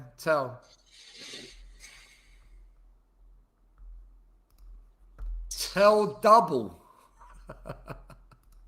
What planet are we on, man? We've lost the plot. But it's all good fun. I'm It's all good speechless. fun. Listen, the thing is, we don't give a shit. We don't give a shit if Spurs won today. It doesn't mean anything, right? Pre-season means nothing. Last year we beat Arsenal, Newcastle, and then Arsenal went and won the league and we nearly got relegated. It means nothing. What matters is how we're playing, how we're doing, what the players look like, and what's going on in terms of the areas where we need improvement. And I repeat, we look much better playing out from the back. Kinski looks capable. We look good on the ball. Our passing plays better. Our pressing game is so good. But that final third is diabolical. And we massively lack creativity with the injuries we've got. So as it stands now, unless we sign a couple of goal scorers, we're looking at a mid-table finish. I think that's fair to say. I mean, like I say, look, it's not been all negative through this pre-season. I'm loving the way the team is trying to play. I think you can see a massive difference to what we've seen over the last two seasons. So, for me, there's that at least. De Zerbi's clearly making a difference, but you're right. It comes down to that forward line. There's no getting away from it. You know, I just wish Spurs would move a bit quicker. But in terms of where we'd finish, yeah, I agree. It'd be a mid-table. We've gone from 17th to a mid-table as it stands. It's got to be addressed, and it's got to be addressed now. I keep seeing rumours of Endrick, by the way. What do you make of Endrick? I mean, me personally, he's a talented boy, but he don't really put up the numbers, does he? I'll take Torres over Hendrick. Yeah, for sure. I'll take Torres. Mate, listen. People that don't think Torres is a good player Crazy. are the same people that said they don't want Morgan Gibbs-White. They're the same people that say stupid things. Like Akalush won't work in a De Zerbi team. They're the same fans who say Solanke's the perfect fit for Tottenham. They're the same fans that say Archie Gray's generational. We will never win with these people. They're lunatics. They're footballing lunatics. It's just, you just got to accept that there's a lot of fans out there that are off their fucking nut. Well, I don't want to scare anybody, but Solanke played today, apparently. He was dog. And if he's the perfect fit, then I didn't see him. Did he even touch the ball during that first half? De Zerbi will do a really good job at Tottenham, but only if we accept that Tell, Solanke, Richie are shit. Until you get that in your heads, people, and De Zerbi replaces all of them, we're kind of stuck. And also, we do have a creative problem at the moment. There's no one that can play in the 10 that's fit. We don't have one fit player that can... Gallagher can't do it. No. The kids can't do it because it's not fair on them to be thrown into that position. So I think we might need to sign another number 10. I think I agree. I mean, look, all I will say is, look, at least right now we've got the manager. But like you said, we've got to give this guy the tools to do it. Dare I say, and I'm going to change this because my opinion was I think sixth or maybe higher. If we can get that striker and that winger, I think under De Zerbi, we actually might be able to push for fourth, fifth maybe this season. But you've got to give him the tools. You've got to give him the tools. We cannot go into this season underprepared again. And look, we made great signings last season, but again, it didn't cover all the problems we had. We can't do that again this season. We can't. We have to give this guy the tools. 100%. And Ollie, saying De Zerbi's changed the character of the players, which is why we didn't lose this game, is a wild take. We didn't lose this game because Chelsea brought on 8 kids in one go, and they weren't interested in winning. They were interested in giving their players a run out and trying to have some fitness and, experiment. That's what pre-season's for. If Chelsea really wanted to win that second half, they would have battered us. Okay, if they really would have. They wouldn't have taken off Pedro. They wouldn't have taken off Cole Palmer. They wouldn't have taken off their best players. So it's not about the character of our team. It's the fact that it was a pre-season friendly. Last season, do you remember, you're the same fans that said, look at Frank, we beat Arsenal. Look how the season went. So we can't judge the character. Still, can I ask you, mate? Can I ask you? It's a friendly. It's a friendly. It's like. Do you think not selling Bergvall for 45 million has been our biggest mistake so far in this transfer window? What did Bergvall do today? Nothing. He's 45 million. He's the one that lost the ball that led to Chelsea's equaliser. Oh. No, I agree. I mean, Jesus, how hard would it be to sell someone like a Bergvall at 45 million, you know, maybe throw another 30 on and go and maybe look at someone like an Alex Scott? Would that be out of the realms of possibility? I don't know. Scott is levels above. Oh my goodness, he's a fantastic little player. And he's a massive Spurs fan as well. Am I right in saying that? Yeah, Alex Scott, Nico Williams, both brilliant players. Ollie, I know you play what's in front of you. It's a friendly. It's a pre-season. It means nothing. The results pre-season mean nothing. Just so everyone knows, the last 2 seasons, Spurs have had brilliant pre-season friendly results. The last 2 seasons. And we ended up finishing 17th twice. The pre-season friendly, the results mean nothing. Nothing. So, let's see who starts against Brentford, first game away. Let's see if we have attackers that can score goals. And then we'll begin to judge. Because I tell you what, if we go away to Brentford and lose 1-0 or draw 1-1, no one's going to be talking about that pre-season friendly. Oh, we beat Chelsea 2-1. Remember that? No one's going to care. This is what we did last year and the year before. Do you remember when we won? Didn't Harry Kane scored a worldie from the halfway line and we won some kind of a Tiger Cup or something stupid? He scored a banger from the halfway line and we beat Juventus or something, or drew with Juve or something. And then we had another disastrous season. You know what? I do remember that. You're right. No, you've got to listen. You're right in what you're saying. I make you right. At the end of the day, these pre-season games are nothing more than run-outs and sort of games to gain some fitness. You know, sort of bleed in new players. And you're right. You could literally see a team lose sort of all 5 pre-season games and go ahead and win the league. You know, it makes no difference. Big up to Stephen Turner, who says £100 million pigeon. Look, I'm not negative about what's going on. I'm happy De Zerbi's manager. I love what he's trying to do. I'm all behind it. I'm all for it. I'm just saying I will not get on board with Tells, Solankis and Richies. If people want to, good luck to you. I think they're all crap. And I think we're in trouble if we don't fix this attack. And when I say attack, I mean goal scorers. Everything else, we can get by for a season. We can do it. But right now, if we don't get some goal scorers, it's curtains. It's not looking good, is it? 3 weeks to go. Solanke's not going to do it, Benji. Solanke will not do anything. Richie ain't going to do shit. Yeah, you're great against Sydney and Auckland. Chelsea, what did you do today, Oh, but he beat 4 players and the other 95% of his game was non-existent. Great. Solomon, but, you know what? Even Solomon, Benji, even Solomon's not going to hack it. Even Solomon won't hack it. He's a championship player. Solomon reminds me of Somerville. He'll stand out in the championship, but as soon as he comes up to the Premier League, he just can't hack it.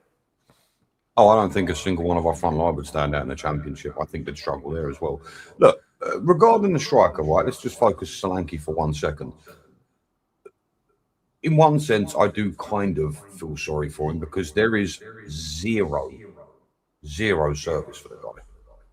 I mean, I don't know what he's expected to do as a striker. You know, does he need to come back deeper to pick up the ball? But he has, you know, none of the strikers have any service, which for me, I think is a massive problem at Spurs. So, you know, it's not great having a shitty striker, but you've at least got to give him the chance to do something. And I just feel like, and this was last season as well, the service to the actual striker is poor. It was poor, but at the same time, when he did get to touch the ball, had the opportunity to make the run, it just wasn't good enough. Billy, listen, if you think Tell's good luck to you. I wish you all the best, but you've got the club you deserve. 17th. That's the club that you want then. If you think Tell's good, I can't try and get my opinion across anymore. I warned you lot about Robertson, saying defensively he's lacking. I warned everyone about Danso being a technical buffoon. I got, people wanted to argue with me, all right? And I'm warning you about Tell. He's shit. So we'll see this season. Everything will come true this season. There'll be no hiding place. Because I don't want anyone to blame the manager this season. Don't anyone blame De Zerbi if Tells and Danzos and Robertsons stink it out. Don't blame him. Because you lot want him. You lot want these players. You lot want these Danzos. Yeah, my centre back. Yeah, Robertson's solid. Yeah, Tell, he's going to cook. If Tell was so good, we wouldn't be looking to sign Savio. If Tell was that good, we would not be looking to sign Savio. Because Savio plays in Tell's position. So, Billy, the manager disagrees with you. And the manager knows 10 times more than you. We want Savio so that we don't have to play Tell. Otherwise, we wouldn't be going for Savio. We'd just play Tell.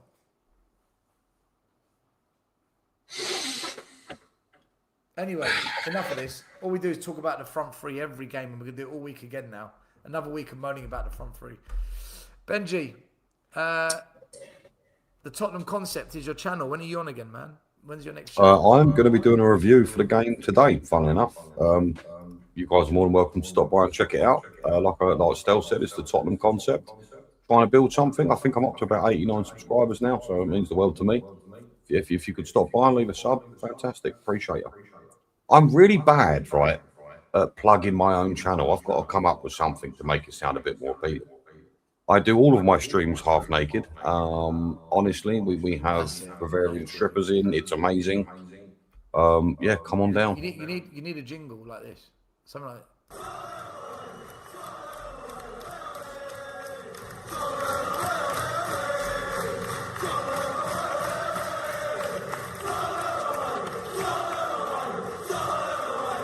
Fucking jingle.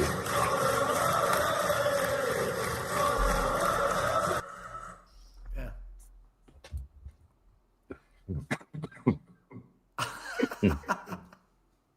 You choke away there, mate. You choke away. I do. Sorry. No, because I'm sitting there thinking, when you named this channel, I think like you're sat there watching a game and you're hearing a chant in the background from the crowd. Tottenham Away Ole Ole. I'm thinking, that's because we used to be called Tottenham Away. You know what you could do? Take this video I'm about to play and just put your face on it, right? Just merge your face onto this.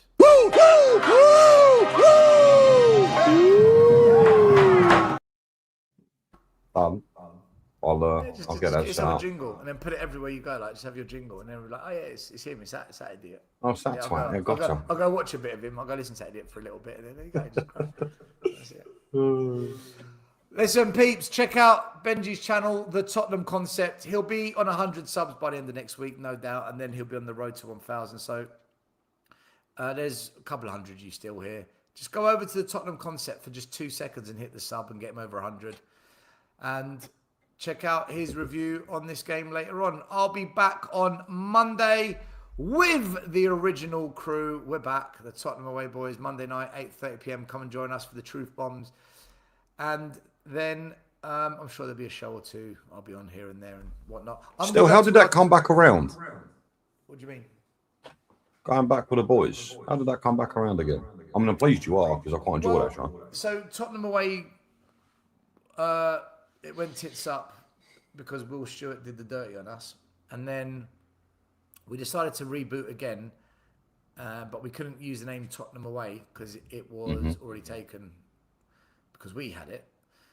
And we started the Spurs Corner, but I just it wasn't working for me because I wanted to do something on my own. And I just wanted to, because I moved to Cyprus as well, I wanted to just build something for me. Sure. And then I did the Spurs 5 temporarily because I got paid to do it. And then in the end, done with that. But then the Spurs Corner shut down, and I said to the guys, listen, why don't we just do our show every week on my channel? Just come here. We'll all do it. Just do it here. And like, everyone's up for it. So I said, perfect. We'll do that. So we're just once a week, I'm dedicating my channel to the old boys. Yeah, rock on. Yeah, it's going to be great, man. It's we've got good chemistry. It's going to be a cracking show. I can't wait to do it with them. JP, Mari, Iggy, Maz. And we're all different people, which makes it a good show, with different characters. Yeah, you've got a good blend. 100% you've got a good blend. Yeah, no, I do enjoy that show.